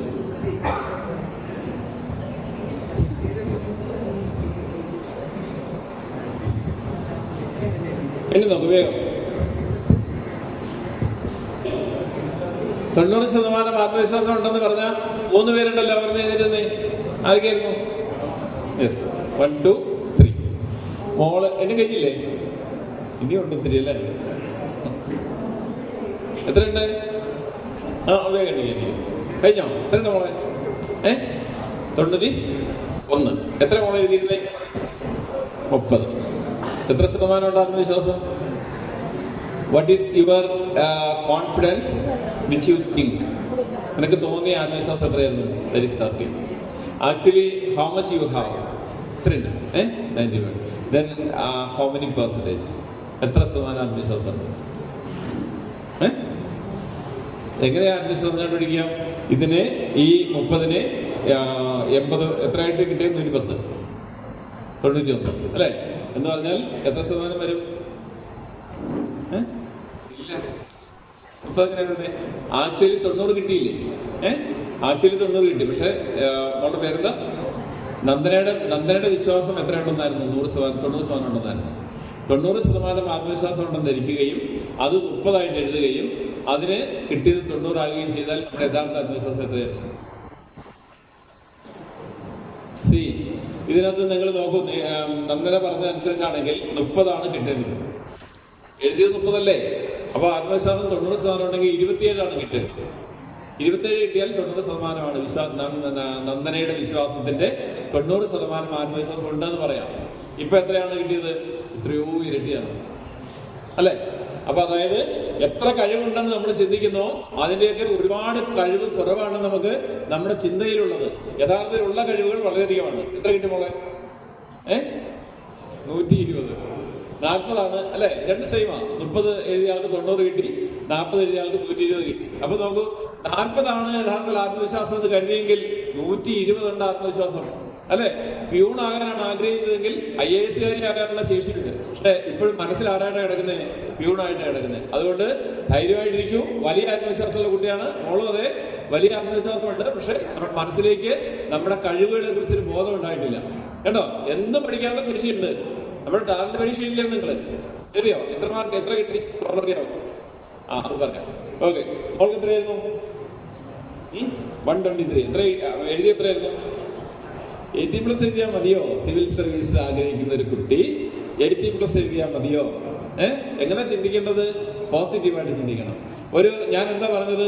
1 മിനിറ്റ് സമയം തരും. എല്ലാവരും കേൾക്കണം. ഞാൻ പറഞ്ഞെന്താ? 1 മിനിറ്റ് സമയം തരും. ആ 1 മിനിറ്റ് സമയം കൊണ്ട് എത്ര ഇൻറ്റു മാർക്ക് ചെയ്യും? ഞാൻ എന്തെങ്കിലും പറഞ്ഞു പോസിറ്റീവായിട്ട് ചിന്തിക്കാനും കൂടി ഞാൻ പറഞ്ഞു. എങ്ങനെ പോസിറ്റീവായിട്ട് ചിന്തിക്കുന്നത്? 1 മിനിറ്റിൽ എത്ര സെക്കൻഡ് ഉണ്ട്? 60 സെക്കൻഡ് ഉണ്ട് അല്ലേ? ആ 1 സെക്കൻഡിൽ എത്ര ഇൻറ്റു മാർക്ക് ചെയ്യാം? പെട്ടെന്ന് 1 സെക്കൻഡ് മനസ്സിൽ കണക്കിട്ടിയാൽ പോലും 2 3 മാർക്ക് ചെയ്യാം. അപ്പൊ എത്ര കിട്ടും? 180. നമ്മുടെ കഴിവുകളെ കുറിച്ച് നമ്മൾ ചിന്തിക്കുമ്പോൾ ആ കഴിവുകൾ എത്രയാണോ, നമ്മുടെ എത്ര കഴിവുകളുണ്ടോ അതിനെക്കുറിച്ച് മുഴുവൻ നമ്മൾ ചിന്തിക്കണം. ആ കഴിവുകളനുസരിച്ച് പഠിക്കണം. അതിനനുസരിച്ച് ലക്ഷ്യബോധം ഉണ്ടാവണം. അതിനനുസരിച്ച് നമുക്ക് അച്ചീവ്മെന്റ് ഉണ്ടാവണം. മനസ്സിലായല്ലോ? അപ്പൊ ഈ 3 പേര് എന്ന് പറയുന്നത് 3 പെരുങ്കള്ളികളാണ് ഈ കോട്ടയം യൂണിയന്റെ ഈ ക്യാമ്പിൽ വന്നിരിക്കുന്നത്. വലിയ ശേഷിയുള്ള കുട്ടികൾ. പക്ഷെ അവരുടെ മാനസികമായി അവരുടെ ശേഷിയെ കുറിച്ചുള്ള വിലയിരുത്തൽ വളരെ കുറവാണ്. 120 കിട്ടിയെന്ന് പറഞ്ഞാൽ അവർ 120-നേക്കാൾ കൂടുതൽ കിട്ടും. മനസ്സിലായോ? ട്രൈ ചെയ്താൽ അതിനേക്കാൾ കൂടുതൽ കിട്ടും. പക്ഷെ നിങ്ങളുടെ തോട്ട് വളരെ ചെറുതാണ്. ഓക്കെ, ഇനിയുണ്ടല്ലോ. ഇനിയും എത്ര കിട്ടി? 142 കേട്ടോ. പ്ലസ് ടുവിന് 3 A+ മേടിച്ചുള്ളൂ. അല്ല, 10ാം ക്ലാസ്സിൽ പ്ലസ് ടുവിന് ഫുൾ A+ മേടിക്കാൻ പറ്റുന്ന കുട്ടിയാണ്. പക്ഷേ എനിക്ക് അത്രയും മേടിക്കാൻ പറ്റുള്ളൂ എന്ന് എൻ്റെ മനസ്സിനെ പറഞ്ഞ് പഠിപ്പിച്ച് എന്ത് ചെയ്യും? അല്ലേ? നമ്മളൊരു കാര്യം ചെയ്യുമ്പോൾ നമ്മുടെ ശേഷി എത്രയാണെന്ന് അറിയാതെ നമുക്ക് ചെയ്യാൻ പറ്റില്ല. മോളുടെ പേരെന്താ? ആഷിമയാണോ ഷീ ആണോ? ചില പിള്ളേരൊക്കെ ഷാ പറയുമ്പോൾ ഷീ ആയിട്ടും ഷീ പറയുമ്പോൾ ഷാ ആയിട്ടും പറയും. എനിക്ക് അറിയാവുന്നൊരു കുട്ടിയാണ്, ഞാൻ പേര് പറയുന്നില്ല. അപ്പൊ അങ്ങനെ അപ്പൊ ആഷിമ ഒന്ന് എഴുന്നേരുന്നേ. മോള് ഒരു വെയിറ്റ് നമ്മളിങ്ങനെ ഈ കൈ കൊണ്ട് എത്ര കിലോ വെയിറ്റ് എടുക്കും?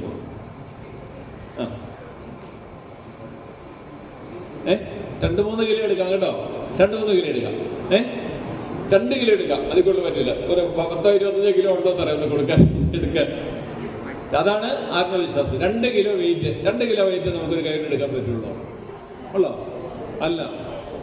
ഇനി ഞാൻ ചോദിക്കട്ടെ, മോളുടെ വീട്ടിൽ ആരൊക്കെയുണ്ട്? അമ്മ, അച്ഛൻ, ചേട്ടൻ. ഏറ്റവും കൂടുതൽ ഇഷ്ടം മോക്ക് ആരോടാ? അച്ഛനോടാ. അച്ഛൻ്റെ കാലിലേക്ക് ഒരു 50 കിലോ ഉള്ളൊരു കല്ല് വീഴും. മോൾ തന്നെ വീട്ടിലുള്ളൂ. എന്ത് ചെയ്യും? മോക്ക് ആകെ 2 കിലോ എടുക്കാൻ പറ്റുള്ളൂ. എന്ത് ചെയ്യും? ട്രൈ ചെയ്യണം. 2 കിലോ എടുക്കാൻ പറ്റുള്ളൂ എന്നൊരു കുട്ടി എത്ര 50 കിലോ എങ്ങനെ ട്രൈ ചെയ്യും? ട്രൈ ചെയ്യാതെ പറ്റില്ലല്ലോ, അല്ലേ? അതാണ് നിങ്ങൾക്ക് ഞാൻ പറഞ്ഞു. നമ്മള് മോളിപ്പോൾ ഏത് ക്ലാസ്സിലാണ് പഠിക്കുന്നത്? 10ാം ക്ലാസ്സിൽ. എത്ര A+ വാങ്ങിക്കും? ഫുൾ A+ മേടിക്കണമെന്ന് ചിന്തിക്കണമെങ്കിൽ ഇത്രയും കുറഞ്ഞ ചിന്തയായിട്ട് ഫുൾ A+ മേടിക്കാൻ പറ്റില്ല. നമ്മുടെ ചിന്തകൾ ഏറ്റവും ഉയർന്ന തരത്തിലായിരിക്കണം. സ്വപ്നങ്ങൾ ഏറ്റവും മുകളിലായിരിക്കണം. അതിലേക്ക് നമ്മൾ യാത്ര ചെയ്യണം. അത് അച്ചീവ് ചെയ്യാനുള്ള ശേഷി ഉണ്ടാക്കിയെടുക്കണം. മനസ്സിലായോ? അപ്പൊ നമുക്ക് 2 കിലോ അല്ല എടുക്കാൻ പറ്റുക, 50 കിലോ വേണമെങ്കിൽ എടുക്കാം. പക്ഷെ എന്താണ്, നമുക്ക് ഇഷ്ടപ്പെട്ട ഒരാളുടെ ശരീരത്തിലാണ് ആ വെയിറ്റ് ഇരിക്കുന്നതെങ്കിൽ പുല്ല് പോലെ നമ്മൾ എടുത്ത് മാറ്റി വയ്ക്കും. മനസ്സിലായോ? ഓക്കെ. അപ്പൊ അത് ഞാൻ ഓരോരുത്തരെ എടുത്ത് പറയുന്നില്ല. 3 തരത്തിൽ ആത്മവിശ്വാസം നിങ്ങൾ തന്നെ മനസ്സിലാക്കിയാൽ മതി. 30 നോക്കാം, 140 എത്തിയ കുട്ടിയുണ്ട്. ഈ പ്ലസ് ടുവിന് ഫുൾ A+ മേടിച്ചാൽ ഇതിന്റെ കാലിയാൻ തല്ലി പിടിക്കും. മനസ്സിലായോ? ഇത്രയും ശേഷിയുള്ള കുട്ടികളെ പിടിക്കുന്നത്. അവരുടെ ആത്മവിശ്വാസം എന്താണ് അവർ തിരിച്ചറിയുന്നില്ല. അവർക്ക് എന്തൊക്കെ ശേഷിയാണുള്ളതെന്ന് അറിയില്ല. അതറിയാതെ എത്രയും മാർക്ക് മേടിച്ചാൽ മതി, 2 കിലോ എടുക്കാനുള്ള ശേഷി എനിക്കുള്ളൂ എന്നൊക്കെ മനസ്സിൽ ചിന്തിച്ചിട്ട് 1 A+ഉം 2 A+ഉം മേടിച്ചിട്ട് ഏതെങ്കിലും ഹ്യൂമാനിറ്റീസോ കൊമേഴ്സോ ഒക്കെ എടുത്തിട്ട് ഒരു ഡിഗ്രി ഒക്കെ എടുത്ത് ഒരു ജോലിയും കിട്ടാതെ വീട്ടിൽ പണ്ടാരം അടങ്ങിയിരിക്കാൻ പോകുന്ന കുട്ടികളാണ് നമ്മളത്. എത്രമാത്രം ആത്മവിശ്വാസം ഉണ്ട് നിങ്ങൾക്ക്? ആ ആത്മവിശ്വാസത്തിനനുസരിച്ച് നിങ്ങൾക്ക് പഠിക്കുകയും പ്രവർത്തിക്കുകയും ചെയ്താൽ ഏതൊക്കെ നിലകളിൽ നിങ്ങൾക്ക് എത്താൻ പറ്റും? ആ നിലകളിൽ എത്താൻ പറ്റുന്ന കുട്ടികളെ കണ്ടെത്തലാണ് ഞങ്ങളുടെ ജോലി. അവരെ പ്രോത്സാഹിപ്പിക്കലാണ് ഞങ്ങളുടെ ജോലി. അതിനനുസരിച്ച് വളരാൻ പറ്റുന്ന കുട്ടികളാണ് നമ്മുടെ ഇടയിലുള്ളത്. ഞാൻ പറഞ്ഞില്ലേ, ഞങ്ങളുടെ ടാലന്റ് ടെസ്റ്റ് കഴിഞ്ഞപ്പോൾ 45-50% ആൺകുട്ടികൾ പ്രത്യേകിച്ച് ആ കുട്ടികൾക്ക് ഏറ്റവും കൂടുതൽ കാര്യശേഷിയുള്ള, ഡിസിഷൻ മേക്കിംഗ് ഉള്ള, ഏറ്റവും കൂടുതൽ ടെസ്റ്റ് ഓഫ് റീസണിംഗ് ഉള്ള കുട്ടികളായിരുന്നു അവരെന്ന് പ്രൂവ് ചെയ്തു. പക്ഷെ അവരോട് എങ്ങനെ ഞങ്ങളിത് പറഞ്ഞ് മനസ്സിലാക്കും? ഞങ്ങളുടെ മുൻപിൽ വന്നാലല്ലേ മനസ്സിലാക്കാൻ കഴിയൂ? ആ ടാലന്റ് ടെസ്റ്റിന്റെ ക്വസ്റ്റ്യൻ ആൻസർ എടുത്തിട്ട് ഞാൻ സജീവ് സാറും നിങ്ങളുടെ റിസൾട്ട് ഷീറ്റ് എടുത്തിട്ട് ഓരോ കുട്ടിയെയും വിളിച്ചു വരുത്തി ഇന്ന മേഖലകളിൽ നിങ്ങൾക്ക് മാർക്ക് കൂടുതലുണ്ട്, ഇന്ന കോഴ്സ് പഠിക്കാൻ നിങ്ങൾക്ക് പറ്റുന്ന കുട്ടിയാണ്, ഈ സിവിൽ സർവീസിനോ അല്ലെങ്കിൽ മെഡിക്കൽ എക്സാമിനേഷനോ കോമ്പറ്റീവ് എക്സാമിനേഷനോ നിങ്ങൾക്ക് നല്ല സ്കോർ മേടിക്കാൻ പറ്റുന്ന കുട്ടികളെ അവർക്ക് അങ്ങനെ ഞങ്ങൾ അഡ്വൈസ് ചെയ്യും. ITIക്ക് പോയി പഠിക്കാൻ പറ്റുന്ന കുട്ടികളെ അങ്ങനെ അഡ്വൈസ് ചെയ്യും. പ്ലംബിംഗ്, വയറിംഗ്, ഇലക്ട്രീഷ്യൻ പഠിക്കാൻ പറ്റുന്ന കുട്ടികളെ അങ്ങനെ ഞങ്ങൾ അഡ്വൈസ് ചെയ്യും. പക്ഷെ അത് ഞങ്ങളുടെ മുന്നിൽ വന്നാലേ പറ്റുള്ളൂ. ഇതുപോലുള്ള ക്യാമ്പുകളിൽ വിളിച്ചാൽ വന്നാലേ പറ്റുള്ളൂ. വരുന്ന കുട്ടികൾ അതിന് ബെനിഫിറ്റ് കൊണ്ടേ പോകാവൂ. നിങ്ങളുടെ ആത്മവിശ്വാസം, നിങ്ങളുടെ മനസ്സിൽ തോന്നുന്ന ആത്മവിശ്വാസം കുറവാണ്. നിങ്ങളൊക്കെ വലിയ ആത്മവിശ്വാസമുള്ള കുട്ടികളാണ്. നിങ്ങൾ എഴുതിയ അതേ നമ്പർ കിട്ടിയ എത്ര പേരുണ്ട് ഇവിടെ? നിങ്ങൾ ആദ്യം ഞാൻ എഴുതാൻ പറഞ്ഞില്ലേ ഒരു നമ്പർ, അങ്ങനെ മാത്രം കിട്ടിയ എത്ര പേരുണ്ട്? അത്ര ഇൻറ്റു മാത്രം മാർക്ക് ചെയ്തു. ആരുമില്ല എന്ന് പറഞ്ഞ എത്ര എഴുതിയേ? എത്ര കിട്ടി? അതിനിടയ്ക്ക് എണ്ണാൻ പോയി അല്ലേ? കള്ളം പറയുന്നത് എൻ്റെ മുഖത്ത് കള്ളം വരുന്നത്. പിന്നെ സാറ് സൈക്കോളജിസ്റ്റ് ആണെങ്കിൽ ഞാൻ സൈക്കോളജിയിൽ PhD എഴുതാം. അല്ല, എന്നെ എന്നുള്ള 100%. മോള് നിന്ന് എണ്ണ നോക്കി, മോനെ നിന്ന് എണ്ണ നോക്കിയണം. നിന്റെ ചേച്ചിയാണത്, നീ എണ്ണ വേണ്ട എണ്ണ നോക്കിയോളൂ. അപ്പൊ ശരി. അപ്പൊ ഇനി നിങ്ങൾ എഴുതിയതിനേക്കാൾ 5 എണ്ണം വരെ കൂടുതൽ എഴുതി എത്രയാണ്? എന്നാൽ 30 എഴുതി, 35 കിട്ടി. അതിന് മുകളിലേക്ക് എത്ര കിട്ടിയാൽ നമ്മൾ എഴുന്നേറ്റ് പറഞ്ഞ് മനസ്സിലായില്ലേ? ഞാൻ എഴുന്നേക്ക് ഇടൂ, നിങ്ങളെ എല്ലാവർക്കും, നിങ്ങളെ ഏറ്റവും ബഹുഭൂരിപക്ഷം കുട്ടികളെ നടത്തിയതാ.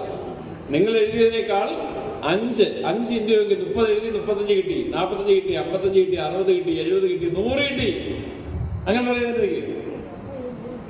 പോരണ്ടേ? 90% പേരും അങ്ങനെയാണ്, എനിക്കറിയാം. എഴുന്നേക്ക്, ഇയാളും അതിനകത്തുള്ളതല്ലേ, എഴുന്നേക്ക്. എന്താ ഞാൻ പറയുന്നത് മനസ്സിലാകത്തില്ലേ? മലയാളമല്ല ഞാൻ പറയുന്നത്. എത്ര കിട്ടി മോളെ? 60, 92. മോശം കേട്ടോ. അപ്പോ നോക്കൂ, എന്താണ് നിങ്ങളുടെ പ്രശ്നം എന്ന് മനസ്സിലായില്ലേ? നിങ്ങളുടെ കഴിവുകളെ കുറിച്ച് നിങ്ങൾ തിരിച്ചറിയുന്നില്ല. എന്ത് ചെയ്യുന്നതിന് മുൻപും അതിന് മുൻപ് നിങ്ങൾ അമ്മ ഇനി ഒരു 10 പാത്രങ്ങൾ കഴിവെക്കാൻ പറഞ്ഞാൽ അപ്പം പോലെ നമ്മൾ ഓർക്കണം, 10 പാത്രം എനിക്ക് കഴിയാൻ പറ്റുമോ? 100 കഴിയാം, പിന്നെ 10 എന്താ പ്രശ്നം? അങ്ങനെ ചിന്തിക്കൂ, പോസിറ്റീവായി ചിന്തിക്കൂ. നിങ്ങളൊക്കെ വലിയ നിലയിൽ വലിയ മാർക്ക് വാങ്ങാൻ ശേഷിയുള്ള കുട്ടികളാണ്. പക്ഷെ നിങ്ങളുടെ ആത്മവിശ്വാസം, നിങ്ങൾ വിചാരിച്ചിരിക്കുന്ന നിങ്ങളുടെ ആത്മവിശ്വാസം കുറവാണ്. യഥാർത്ഥത്തിലുള്ള നിങ്ങളുടെ ആത്മവിശ്വാസം വളരെ വലുതാണ്. അതുകൊണ്ട് നിങ്ങൾ നന്നായി പഠിക്കൂ, നിങ്ങൾ പോസിറ്റീവായിട്ട് ചിന്തിക്കൂ. നിങ്ങൾക്ക് എല്ലാവർക്കും ഇപ്പൊ നിങ്ങൾ 10ാം ക്ലാസ്സിലും പ്ലസ് ടുവിലും പഠിക്കുന്ന കുട്ടികൾക്ക് എല്ലാവർക്കും ഫുൾ A+ വാങ്ങാനുള്ള ശേഷിയുണ്ട്. Okay, sit down please. നല്ല കൈ കൊടുത്ത എല്ലാവരും ഇങ്ങനെയാണോ കൈയടിക്കുന്നത്? ഇത് ഞങ്ങൾ തമിഴ്നാട്ടിൽ പാറശാലയൊക്കെ നമ്മുടെ യൂണിയൻ, അവിടെ നല്ല കുട്ടികൾ നന്നായി കൈയടിക്കുമായിരുന്നു. ഞങ്ങൾ തമിഴ്നാട്ടിൽ പോയ കുട്ടികൾ ഇങ്ങനെ കൈയടിക്കുന്നു, ഇങ്ങനെ ക്ഷീണിച്ച്, പറ്റത്തില്ല, എനിക്ക് പറ്റത്തില്ല, ഞാൻ കൈയടിക്കുന്നില്ല. നല്ല കൈയടിച്ച്. ഇനി ഞാൻ കണക്ക് നിങ്ങളോട് ചോദിക്കാം. ഓക്കെ, ശ്രദ്ധിച്ച് കേൾക്കണം. 2-3 പ്രാവശ്യം ഒന്നും പറയുന്നില്ല. ഓക്കെ, നമ്മുടെ ഒരു കർഷകന് അയാളുടെ കൃഷിയിടത്തിൽ നിന്ന് 90 നാളികേരങ്ങൾ കിട്ടി. ആ 90 നാളികേരം അയാൾ 3 ചാക്കിലായിട്ട് നിറച്ചു. ഒരു ചാക്കിൽ 30 വീതമുണ്ട്. ആ 3 ചാക്കുകളിൽ നിറച്ച 30 നാളികേരം വീതമുള്ള 3 ചാക്കുകൾ ഒരു ചെക്ക് പോസ്റ്റ് കിടക്കണമെങ്കിൽ ഒരു ചാക്ക് നാളികേരത്തിന് ഒരെണ്ണം വെച്ച് നികുതി കൊടുക്കണം. അയാൾ 30 ചെക്ക് പോസ്റ്റ് കഴിഞ്ഞ് വീട്ടിലെത്തുമ്പോൾ എത്ര നാളികേരം ഉണ്ടാവും? വേഗം പറയുന്നത്. ഒന്നുമില്ലാന്ന് ഉത്തരം കിട്ടുന്നത് എത്ര പേരുണ്ട്? 1-2 പേരെ ഉണ്ട്. കമ്പനിയായിട്ട് 2 പേരെ ഉണ്ട്, വേറെ ആരുമില്ല. ബാക്കിയുള്ള എത്ര സമയമൊന്നും ആവശ്യമില്ല ഇതിന്. 60 എന്നാണ്. അത് കള്ളക്കടത്ത് നടത്താനാണോ? എന്നെ നികുതി കൊടുക്കണ്ടേ? 30 ചെക്ക് പോസ്റ്റ് കടന്നു പോകണം.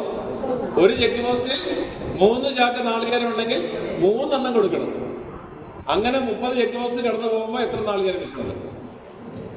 ഒന്നുമില്ല, ഇപ്പൊ ഒന്നുമില്ല. മുമ്പ് ചോദിച്ചു ഉണ്ടെന്നായിരുന്നു അല്ലേ? ഒന്നുമില്ല എന്ന് ഉത്തരം കിട്ടുന്നവർക്കൂടെ കൈവെക്കും. ഒന്നുമില്ല എന്ന് പറയുള്ളൊക്കെ കൈവെക്കും. എന്താ മടി? മരവണ്ടിയുടെ കൈവെക്കാനെന്താ? ഓക്കെ, ഉത്തരം തെറ്റാണ്. വേറെ ഉത്തരം ആരെങ്കിലും ഉണ്ടോ? 60 അല്ല, 60 തെറ്റ്. വേറെ ഉത്തരം ആരെങ്കിലും ഉണ്ടോ? ഉണ്ടോ? ഞാൻ ഉത്തരം പറയത്തില്ല. ഞാൻ ഒരുപാട് 7800 ക്ലാസ്സുകൾ കഴിഞ്ഞു ഇന്ത്യയിലും വിദേശത്തുമായിട്ട്. ഏറെക്കുറെ എല്ലാ ക്ലാസ്സുകളിലും ഞാൻ സൈക്കോളജിക്കൽ ക്വസ്റ്റ്യൻ തന്നെയാണിത്. അത് ചോദിച്ചിട്ടുണ്ട്. പക്ഷെ എല്ലാ ക്ലാസ്സുകളിലും ഉത്തരം കിട്ടിയിട്ടുണ്ട്. നമ്മളിപ്പോൾ സംഘടിപ്പിച്ച ക്യാമ്പുകളിൽ 1-2 സ്ഥലത്ത് വെച്ച് ബാക്കി എല്ലായിടത്തും ഉത്തരം കിട്ടി. കോട്ടയത്ത് ഉത്തരം കിട്ടുന്നതെന്ന് പറഞ്ഞാൽ കോട്ടയത്തെ കുട്ടികൾ വീണ്ടും ആത്മവിശ്വാസമില്ലായ്മയിലേക്ക് പോകുന്നു എന്നാണ്. അതുകൊണ്ട് ഉത്തരം കണ്ടുപിടിക്കും. വേറൊരു ചോദ്യം കൂടെ ചോദിക്കാം. 1 കിലോമീറ്റർ നീളമുള്ള ഒരു ട്രെയിൻ 1 കിലോമീറ്റർ നീളമുള്ള തുരങ്കത്തിലൂടെ 60 കിലോമീറ്റർ സ്പീഡിൽ സഞ്ചരിച്ചാൽ എത്ര സമയം കൊണ്ട് തുരങ്കത്തിന് പുറത്തെത്തും? ഇതൊക്കെ PSC ചോദിക്കുന്ന, ഞാനെങ്ങനെ കൊണ്ടിരുന്നൊന്നുമല്ല. നിങ്ങളൊക്കെ നാളെ PSC എഴുതാനുള്ള കുട്ടികളാ. ചോദ്യം പിടി കിട്ടിയോ? 1 കിലോമീറ്റർ നീളമുണ്ട് ട്രെയിന്, 1 കിലോമീറ്റർ നീളമുണ്ട് തുരങ്കത്തിന്. ആ ട്രെയിൻ 60 കിലോമീറ്റർ സ്പീഡിലാണ് യാത്ര ചെയ്യുന്നത്. അങ്ങനെയാണെങ്കിൽ എത്ര സമയം കൊണ്ട് ആ ട്രെയിൻ തുരങ്കം കഴിഞ്ഞ് പുറത്തു പോകും? ഉത്തരം ആർക്കെങ്കിലും ഉണ്ടോ? അല്ലെങ്കിൽ ആസ്ഥാന മണ്ടന്മാരും വണ്ടികളുമായിട്ട് പ്രഖ്യാപിച്ചിട്ട് ഞങ്ങൾ തിരിച്ചു പോകുന്നു. ആർക്കും ഉത്തരം പറയാൻ പറ്റത്തില്ലെങ്കിൽ പറയാമോ? ഉത്തരം കിട്ടിയ ആർക്കെങ്കിലും? 10ാം ക്ലാസ്സിലും പ്ലസ് ടുവിനും A+ മേടിച്ചവർ മാത്രം എത്ര പേര് എഴുതുന്നത്? 10ാം ക്ലാസ്സിലും പ്ലസ് ടുവിനും A+ മേടിച്ചിട്ടുള്ള കുട്ടികൾ എത്ര പേരുണ്ട്? എഴുന്നേക്ക്. ഇത്രയും പേരുള്ളോ? ഈ വർഷം മേടിച്ചതല്ല, ഇവിടെ ഇരിക്കുന്നവരിൽ A+ കിട്ടിയവർ. മോളിപ്പോൾ ഏത് എടുത്തിരിക്കുന്നത്? ഏതാ സയൻസ് ആണോ എടുക്കുന്നത്? Home science, science, biomass, science, computer science. എന്താ എടുത്തിരിക്കുന്നത്? കൊമേഴ്സ്, ബയോമാസോ? ആരെ എന്ത് നീ കൊമേഴ്സ് പറഞ്ഞില്ലേ? എന്താ പറയാ ഞാൻ? മോള് സയൻസ്, ബയോമാസ്. നിങ്ങൾക്ക് ആരാകാൻ വേണ്ടിയായി ബയോമാസ് എടുത്തിരിക്കുന്നത്? എന്താ മോള്? ബി ഫാം എടുക്കാൻ. ബി ഫാം ആണോ നല്ല ജോലി? ഒരു വർഷം എത്ര ബി ഫാം വേക്കൻസി വരുന്നുണ്ട് കേരളത്തിൽ? അത്യാവശ്യമായി സജീവ് സാറിൻ്റെ പിന്നെ എഡ്യൂക്കേറ്റ് കൗൺസിലിംഗ് സ്ഥാപനമുണ്ട്. അവിടെ പോയി എഡ്യൂക്കേഷൻ കൗൺസിലിംഗ് നടത്തണം. എല്ലാവരും നിങ്ങൾ A+ കിട്ടുന്ന കുട്ടികൾ ബയോമാസ് എടുത്തിട്ട് ബി ഫാമിന് പോയി. ബി ഫാമിന് എത്ര വേക്കൻസി ഉണ്ട് മോളെ കേരളത്തിൽ? അങ്ങനെയൊക്കെ ചോദിച്ചാൽ പറയണം മറുപടി. മെഡിക്കൽ സ്റ്റോർ നടത്താനാണോ? അല്ല. മാനുഫാക്ചറിങ് ബി ഫാം അല്ല. അങ്ങനെ സാറിനോട് ചോദിക്കും. ഞാനത് പറഞ്ഞാൽ ഇനി സാറിനെ കൊടുക്കും. അറിയാം, മാനുഫാക്ചറിങ്ങിന് ബി ഫാം അല്ല എടുക്കേണ്ടത്. ബി ഫാം എടുത്തിട്ട് എം ഫാം എടുത്താലും മാനുഫാക്ചർ നടത്താൻ പറ്റില്ല. ഡോക്ടർ ഓഫ് ഫാർമസി പഠിക്കണം. മനസ്സിലായോ? ഡോക്ടർ ഓഫ് ഫാർമസി 5.5 വർഷത്തെ കോഴ്സാണ്. തല്ലിക്കൊന്ന് പഠിപ്പിക്കുന്ന കോഴ്സാണ്. പഠിക്കാൻ പോകുന്നവരെല്ലാം 50% പഠനം കഴിഞ്ഞ് തിരിച്ചു വരും. അത്രയ്ക്ക് സ്കില്ലും അത്രയ്ക്ക് താല്പര്യവും അത്രയ്ക്ക് ബ്രില്യൻറ്റും ആണെങ്കിൽ മാത്രമേ കോഴ്സിൽ പോകാം. കേട്ടോ മോളോ? എവിടെ ആംഡ് കോഴ്സ് ഈ കോളേജിൽ എന്ത് ചെയ്യണം? ഇപ്പം ഏതിനെ പഠിക്കുന്നത്? +2 പഠിക്കുന്ന കുട്ടി MBBS എടുക്കണമെങ്കിൽ എങ്ങനെയാണെന്നറിയാം? ആംഡ് കോഴ്സിൽ MBBS ആണെങ്കിൽ എന്താ ചെയ്യേണ്ടത്? ഇതെന്തോ സജീവ് സാറേ ഇത്? ഇവിടെ ആംഡ് കോഴ്സിൽ MBBS എടുക്കണമെങ്കിൽ +2 കഴിഞ്ഞിട്ട് പിന്നെ +2 കഴിഞ്ഞിട്ട് നീറ്റ് എഴുതി MBBS എടുത്തതിന് ശേഷം മാത്രമേ ആംഡ് ഫോഴ്സിൽ പോകാൻ പറ്റുള്ളൂ. അവർ പോസ്റ്റ് ഗ്രാജുവേഷൻ മൊത്തം സപ്പോർട്ടേ ഉള്ളൂ. നേഴ്സ് ആകുന്നവരാണെങ്കിൽ അതിന് മുമ്പ് +2 കഴിഞ്ഞാൽ അവിടെ പോകാം. ഓക്കെ, ശരി. മോള് സിവിൽ സർവീസ് എടുക്കാവുന്ന കുട്ടി ഏതാ സബ്ജക്റ്റ് എടുക്കേണ്ടത് സാറേ? ആരോട് ചോദിച്ചിട്ട് നമ്മൾ ഇതെടുത്ത് ഏതാ എടുത്തേക്കുന്നത്? ഹോം സയൻസ് എടുത്തേക്കുന്നത്. ചേട്ടൻ ഒന്ന് കൺസൾട്ട് ചെയ്തിട്ട് എടുത്താൽ മതിയായിരുന്നു കേട്ടോ. കുഴപ്പമില്ല, ഒന്നായിട്ട് പഠിച്ചോളൂ. ഹ്യൂമാനിറ്റീസ് ഒന്നും വേണമെന്നില്ല. ഇപ്പൊ ഏറ്റവും കൂടുതൽ MBBS പിന്നെ IAS MBBS കഴിഞ്ഞിട്ടാണ് സിവിൽ സർവീസ്. ഏറ്റവും കൂടുതൽ ആളുകൾ പിന്നെ നമ്മുടെ റാങ്ക് ലിസ്റ്റ് വരുന്നതിൽ കൂടുതൽ ആളുകളും MBBS കഴിഞ്ഞവരാണ്. അതിന് ഹ്യൂമാനിറ്റീസ് ഒന്നും വേണമെന്നില്ല.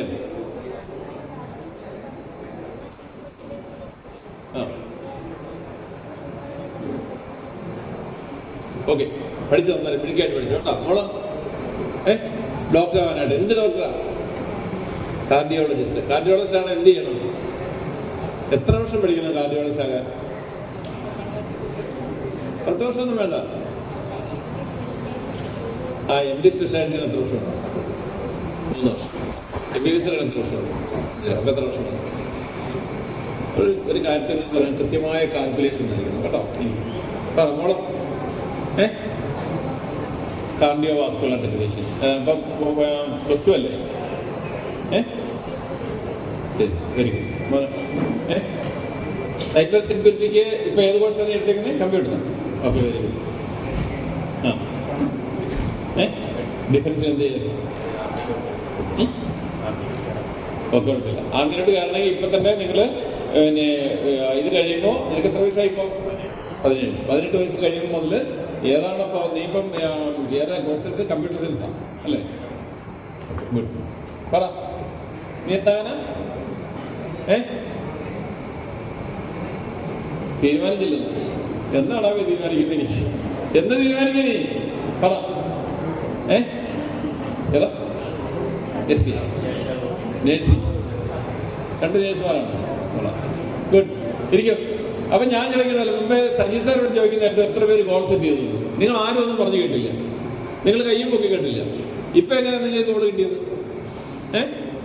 നമ്മുടെ ഗോൾ എന്താണെന്ന് നമ്മൾ വിളിച്ചു പറയണം. നമ്മുടെ ഈവൻ നിങ്ങളുടെ ടോയ്ലറ്റിന്റെ ഫ്രണ്ടിൽ പോലെ എഴുതി വെക്കണം, ഞാൻ ഇന്നതായി തീരും, ഞാൻ ഡിഫൻസിൽ പോകും, ഞാൻ ഡോക്ടറാകും, എഞ്ചിനീയർ ആകും എന്ന് നിങ്ങളുടെ ടോയ്ലറ്റിന്റെ ഫ്രണ്ടിൽ എഴുതി വെക്കണം. നിങ്ങൾ കിടക്കുന്ന മുറിയുടെ വാതിലിൽ എഴുതി വെക്കണം. രാവിലെ ഉണർന്ന് നോക്കുന്ന ആദ്യത്തെ സ്ഥലം എവിടെയാണോ അവിടെ എഴുതി വെക്കണം. നിങ്ങളുടെ മനസ്സിലേക്ക് എപ്പോഴും നിങ്ങളുടെ ഡ്രീം ഇങ്ങനെ വന്നുകൊണ്ടേയിരിക്കണം. അങ്ങനെയാണ് നിങ്ങൾക്ക് കൂടുതൽ കൂടുതൽ ആത്മവിശ്വാസം ഉണ്ടാകുക. അപ്പോൾ നമ്മൾ ഗോൾ സെറ്റ് ചെയ്യണം. ഞാൻ ഈ ബോസാർ അവിടെ എന്നോട് പിണങ്ങും. എന്ന് വെച്ചാൽ ബോസാർ ക്ലാസ് എടുക്കാനിരിക്കുകയാണ്. നിങ്ങളൊരു 5 മണിക്കല്ലേ പോകുള്ളൂ അല്ലേ? അപ്പൊ നമുക്കൊരു കാര്യം ചെയ്യാം.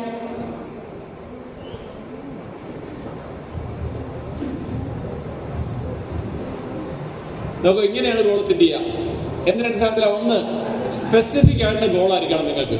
അതായത് ഇപ്പോൾ ഡോക്ടർ ആകും എന്ന് പറഞ്ഞാൽ ഞാൻ ഡോക്ടർ ആകും, അല്ല ഡോക്ടർ ആകാൻ പറ്റിയില്ലെങ്കിൽ നേഴ്സാകും, നേഴ്സാകാൻ പറ്റിയില്ലെങ്കിൽ പിന്നെ ഹെൽത്ത് ഇൻസ്പെക്ടർ ആകും, അല്ലെങ്കിൽ ജൂനിയർ പ്രൈമറി ഹെൽത്ത് നേഴ്സാകും. അങ്ങനെയൊന്നുമില്ല. നമുക്കൊരു ഗോൾ നമ്മൾ മുന്നേ ഇട്ട് കഴിഞ്ഞാൽ, ഡ്രീം ചെയ്ത് കഴിഞ്ഞാൽ, ആ ഡ്രീമിലേക്ക് ചെല്ലാൻ എത്ര കഠിനമായ ജോലി ചെയ്യണമെങ്കിലും, എത്ര വലിയ ടാസ്ക് ആണെങ്കിലും ആ ടാസ്കിൽ നിന്ന് അച്ചീവ് ചെയ്യാനുള്ള ശേഷി നമ്മൾ ഉണ്ടാക്കിയെടുക്കണം. അപ്പൊ അത് സ്പെസിഫിക് ആയിരിക്കണം. രണ്ടാമത്തെ മെഷറബിൾ ആയിരിക്കണം. അത് എത്ര വർഷം പഠിക്കണം? 10 വർഷം കഴിഞ്ഞാലാണെന്നല്ല പറയേണ്ടത്, കൃത്യമായി നമ്മൾ അറിയണം. ഒരു മെഡിക്കൽ PG എടുക്കുന്ന ആള് അല്ലെങ്കിൽ സ്പെഷ്യാലിറ്റി എടുക്കുന്ന ആള് എത്ര വർഷം പഠിക്കണം എന്ന് നമ്മൾ തീരുമാനിക്കണം. അതിനനുസരിച്ച് നമ്മുടെ ജീവിതം, നമ്മുടെ സാമ്പത്തിക നിലവാരം, നമ്മുടെ പഠന നിലവാരം ഒക്കെ നമ്മൾ പ്ലാൻ ചെയ്ത് പോകണം. ചുമ്മാതെ പോകരുത്. അതുപോലെ തന്നെ എന്താകണം? നമുക്ക് അറ്റൈനബിൾ ആകണം. എന്നിപ്പോ നമ്മൾ തീരുമാനിക്കുകയാണ് ഞാൻ ഒരു സയന്റിസ്റ്റ് ആകും, ISRO പോകും, അതിനുള്ള കോഴ്സാണ് ഞാൻ പഠിക്കുന്നത് എന്ന് തീരുമാനിച്ചാൽ അതിന് ആവശ്യമായിട്ടുള്ള കപ്പാസിറ്റി നമുക്കുണ്ടാവണം, അതിനാവശ്യമുള്ള സ്റ്റഡി നമുക്കുണ്ടാവണം, അതിനുള്ള സ്ട്രീം നമ്മൾ തിരഞ്ഞെടുക്കണം. നമ്മുടെ അച്ഛനും അമ്മയ്ക്കും നമ്മൾ തിരഞ്ഞെടുക്കുന്ന സ്ട്രീമിൽ പഠിപ്പിക്കാനുള്ള ശേഷി ഉണ്ടോ എന്ന് നമ്മൾ ചിന്തിക്കണം. അല്ലെങ്കിൽ അതിനുള്ള വരുമാനം, അതിനുള്ള മണി സോഴ്സ് ഏതാണെന്ന് നമ്മൾ ചിന്തിക്കണം. നമ്മൾ വലിയൊരു സ്വപ്നം കണ്ടിട്ട് ആ സ്വപ്നത്തിനനുസരിച്ച് നമ്മുടെ അച്ഛനും അമ്മയ്ക്ക് നമ്മളെ പഠിപ്പിക്കാൻ പറ്റിയില്ലെങ്കിൽ നമ്മൾ ഡിപ്രസ്ഡ് ആകും. നമ്മൾ പ്രതീക്ഷിക്കാത്ത രീതിയിലേക്ക് നമ്മുടെ മനസ്സിനെ വലിച്ചു കൊണ്ടുപോകും. അതൊന്നും പാടില്ല. നമുക്കത് വളരെ അറ്റൈനബിൾ ആണോ എന്ന് പരിശോധിക്കണം, റിലവന്റ് ആണോ എന്ന് പരിശോധിക്കണം. ഇവിടെ കമ്പ്യൂട്ടർ കോഴ്സിനെ കുറിച്ച് പറഞ്ഞു, സജി സാർ ക്ലാസ് എടുത്തപ്പോൾ നിങ്ങൾ പറഞ്ഞു കാണും, എന്താണ് കമ്പ്യൂട്ടർ കോഴ്സ് എടുത്തോളൂ, വലിയ ശമ്പളം കിട്ടും, പെട്ടെന്ന് ജോലി കിട്ടും. പക്ഷെ എത്ര വർഷത്തേക്ക്? ഒരു ലൈഫ് ടൈം മുഴുവൻ ചെയ്യാൻ പറ്റുന്ന ജോലി ആയിരിക്കില്ല. കാരണം അതിനകത്ത് മാറ്റങ്ങൾ വന്നുകൊണ്ടിരിക്കുകയാണ്. അതിനനുസരിച്ച് നമ്മൾ അപ്ഡേറ്റ് ചെയ്യുകയോ ജോലിയുടെ സ്വഭാവം മാറ്റുകയോ ചെയ്തില്ലെങ്കിൽ കമ്പ്യൂട്ടർ എടുക്കുന്ന ആളുകൾക്ക് ജീവിതം മുഴുവൻ ഒരേ ജോലിയും ഒരേ ശമ്പളം കിട്ടുമെന്ന് ശടിക്കരുത്. അത് നമ്മൾ തീരുമാനിക്കണം. അതിന് റിലവന്റ് ആണോ എന്ന് പരിശോധിക്കണം. ടൈം ബൗണ്ടഡ് ആയിരിക്കണം. 5 വർഷത്തെ പരീക്ഷ 5 വർഷം കൊണ്ട് പാസ്സാക്കുന്നതായിരിക്കണം, 10 വർഷം കൊണ്ടല്ല പാസ്സാകേണ്ടത്. ഇങ്ങനെയാണെങ്കിൽ നിങ്ങൾ ഗോൾ സെറ്റ് ചെയ്യണേ. ഇപ്പൊ നിങ്ങളുടെ ഗോൾ സെറ്റ് ചെയ്യണം. ചേഞ്ച് ഉണ്ടെങ്കിൽ പിന്നീട് നമുക്ക് ചേഞ്ച് ചെയ്യാം. ഇപ്പൊ നിങ്ങൾ സെറ്റ് ചെയ്യുന്ന ഗോള്, നിങ്ങൾ ഇനി സ്കോളർഷിപ്പ് പരീക്ഷ എഴുതുമ്പോഴും, നിങ്ങൾ ഇനി അടുത്ത ശ്രീനാരായണ പരീക്ഷ കൗൺസിൽ നടത്തുന്ന ടാലന്റ് സർട്ടിഫിക്കറ്റ് എക്സാമിനേഷൻ എഴുതുമ്പോഴും ഞങ്ങളത് വെരിഫൈ ചെയ്യും. നിങ്ങൾ എത്രമാത്രം നിങ്ങളുടെ ഗോളിൽ നിന്ന് വ്യതിചലിച്ചു എന്ന് ഞങ്ങൾക്കറിയണം. എല്ലാവരും പേനയും പേപ്പറും എടുക്കുക, അതിന്റെ ഫ്രഷ് ആയിട്ടുള്ള ഒരു ഷീറ്റ് എടുക്കുക. എഴുതിയ ഷീറ്റ് വേണ്ട. ആദ്യം നിങ്ങളുടെ പേരും ഫോൺ നമ്പരും, അച്ഛൻ്റെ ആണ് അമ്മയുടെ ആരുടെയുള്ള ഫോൺ നമ്പരും, പിന്നെ നിങ്ങളുടെ പേരും അഡ്രസ്സും സ്ഥലപ്പേരും യൂണിയന്റെ പേരും എഴുതി വെക്കുക. എഴുതി വെച്ചിട്ട് നിങ്ങളിപ്പം പറഞ്ഞ ആളുകൾ എന്താകാനാണ് ആഗ്രഹിക്കുന്നതെന്ന് നിങ്ങൾ തീരുമാനിച്ചിട്ടുള്ള ആൾ ആ തീരുമാനം എടുക്കുക. അതല്ലെങ്കിൽ നിങ്ങൾക്ക് ഉചിതമായ നിങ്ങളുടെ ജീവിതത്തിൽ നിങ്ങൾ ആരായിത്തീരുമെന്ന് നിങ്ങൾ നിശ്ചയിക്കപ്പെടുന്ന ആ ഗോള് അവിടെ എഴുതി വെക്കുക. നിങ്ങളുടെ goal, this is my goal എന്ന് എഴുതിയിട്ട്, എന്താണ് നിങ്ങൾ പ്യൂണാണോ, എഞ്ചിനീയർ ആണോ, ഡോക്ടറാണോ, നേഴ്സാണോ, സിവിൽ സർവീസ് ആണോ, ഏതായാലും കുഴപ്പമില്ല. നിങ്ങളുടെ ഗോൾ ഇവിടെ സെറ്റ് ചെയ്യുന്നു. ആ ഗോൾ അച്ചീവ് ചെയ്യാൻ വേണ്ടി നിങ്ങൾ ട്രൈ ചെയ്യുന്നു. നിങ്ങൾ എഴുതുന്ന ഈ ഗോള് നിങ്ങളുടെ അടുത്ത ഘട്ടത്തിൽ നിങ്ങൾ എത്തിയാൽ, അടുത്ത നമ്മുടെ സ്കോളർഷിപ്പ് പരീക്ഷയിലും അടുത്ത ടാലന്റ് പരീക്ഷയിലും നമ്മൾ നടത്തുന്ന തുടർന്നുള്ള പരിശീലന പരിപാടികളിലുമൊക്കെ നിങ്ങൾ വന്നാൽ അവിടെ വെച്ച് വീണ്ടും ഞങ്ങളിത് എടുത്ത് പരിശോധിക്കും. അപ്പോൾ നിങ്ങളുടെ ഡ്രീമിനെ ഞങ്ങൾ ഒന്നുകൂടി പുഷ് ചെയ്ത് നിങ്ങൾക്കൊരു നല്ല കോൺഫിഡൻസ് കിട്ടുന്ന രീതിയിലേക്ക് നിങ്ങളെ കൊണ്ടുപോകും. എഴുതിയെല്ലാവരും ആരെങ്കിലും 1-2 പേര് കളക്ട് ചെയ്യണം കേട്ടോ. അത് മുറിച്ചെടുക്കണം, എന്നിട്ട് തരണം.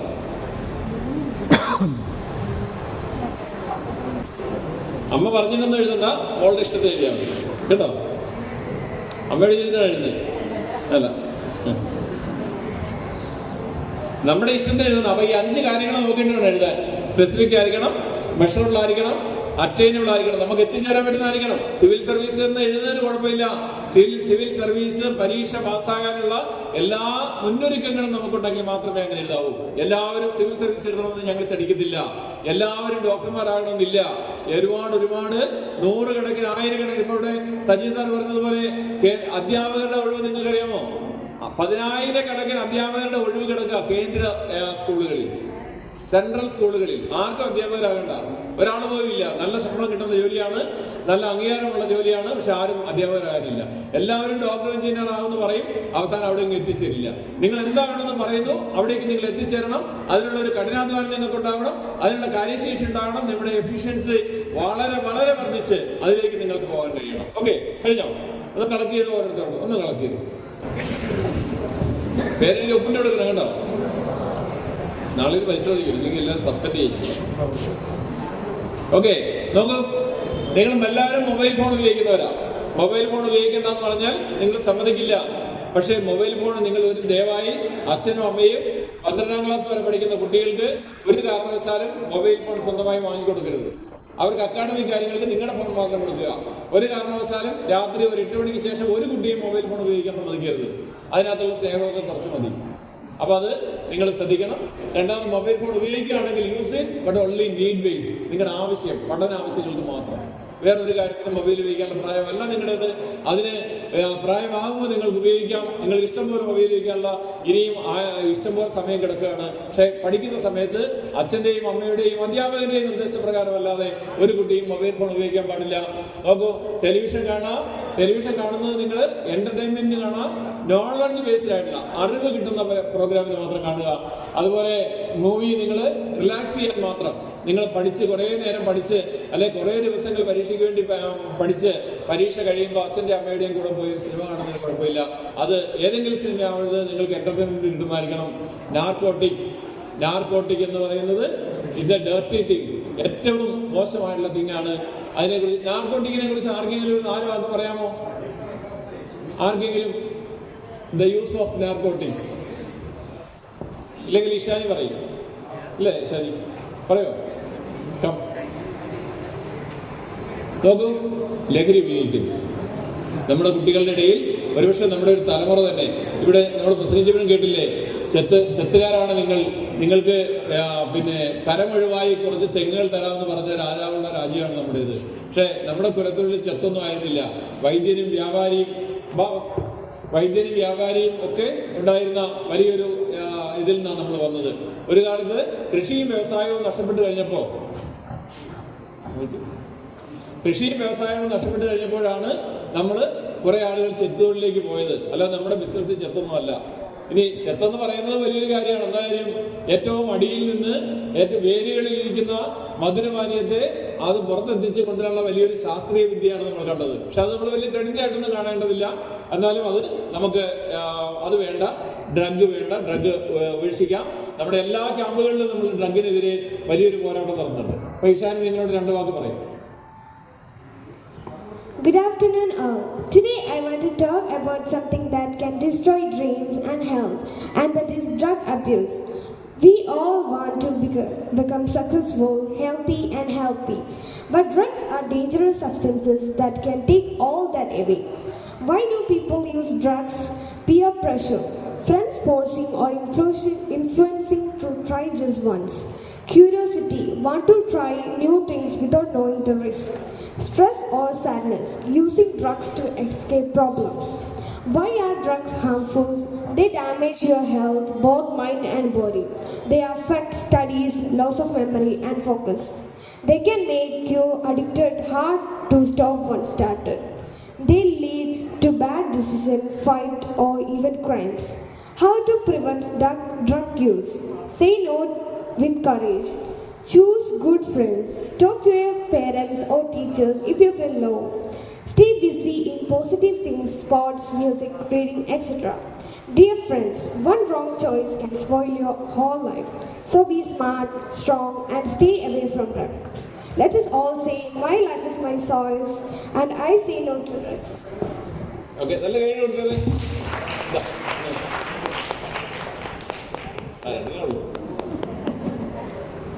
അപ്പോൾ എന്താണ്? ഡ്രഗ് ഉപേക്ഷിക്കുക, അച്ഛനമ്മമാരോട് മനസ്സ് സംസാരിക്കുക, നല്ല ഫ്രണ്ട്സിനെ കണ്ടെത്തുക, പാട്ട് കേൾക്കുക, പിന്നെ സ്പോർട്സിൽ എൻഗേജ് ചെയ്യുക. നമുക്ക് ജീവിതത്തിൽ നിന്ന് ഡ്രഗ്സിനെ ഇല്ലാതാക്കാം, അല്ലേ? അപ്പോൾ ഇനി നമ്മുടെ ക്ലാസ് അവസാനിക്കുകയാണ്.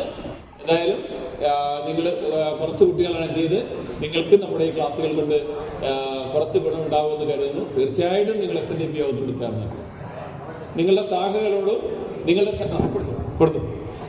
ശാഖകളോടും യൂണിയനോടും രവിവാര പാഠശാലകളിൽ കൃത്യമായി പോയും നിങ്ങൾ ഈ പ്രസ്ഥാനത്തോട് ചേർന്ന് നിൽക്കൂ. ഈ പ്രസ്ഥാനം നിങ്ങളെ ചേർത്ത് നിർത്തും.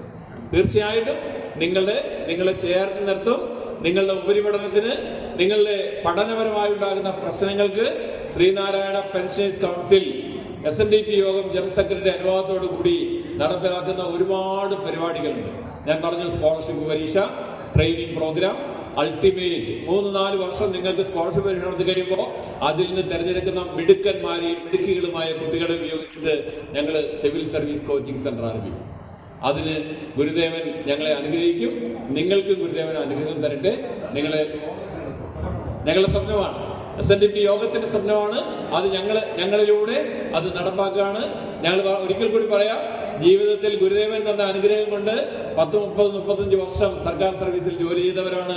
വലിയ അനുഭവശേഷിയുള്ളവരാണ്. ഇപ്പൊ ഇവിടെ കോട്ടയത്തൊക്കെ ധാരാളം ആളുകളുണ്ട്, പെൻഷനായ ആളുകൾ. നിങ്ങൾക്ക് വേണ്ടി, നിങ്ങളുടെ കൈ പിടിച്ചുയർത്താൻ വേണ്ടി തയ്യാറായി നിൽക്കുക. അതിനുവേണ്ടി ഞങ്ങളോട് ചേർന്ന് നിൽക്കണം. ഈ പ്രസ്ഥാനത്തിന്റെ ഭാഗമായി നിന്നാൽ മാത്രമേ ഞങ്ങളോട് കൂട്ടാൻ പറ്റുള്ളൂ, അല്ലേ?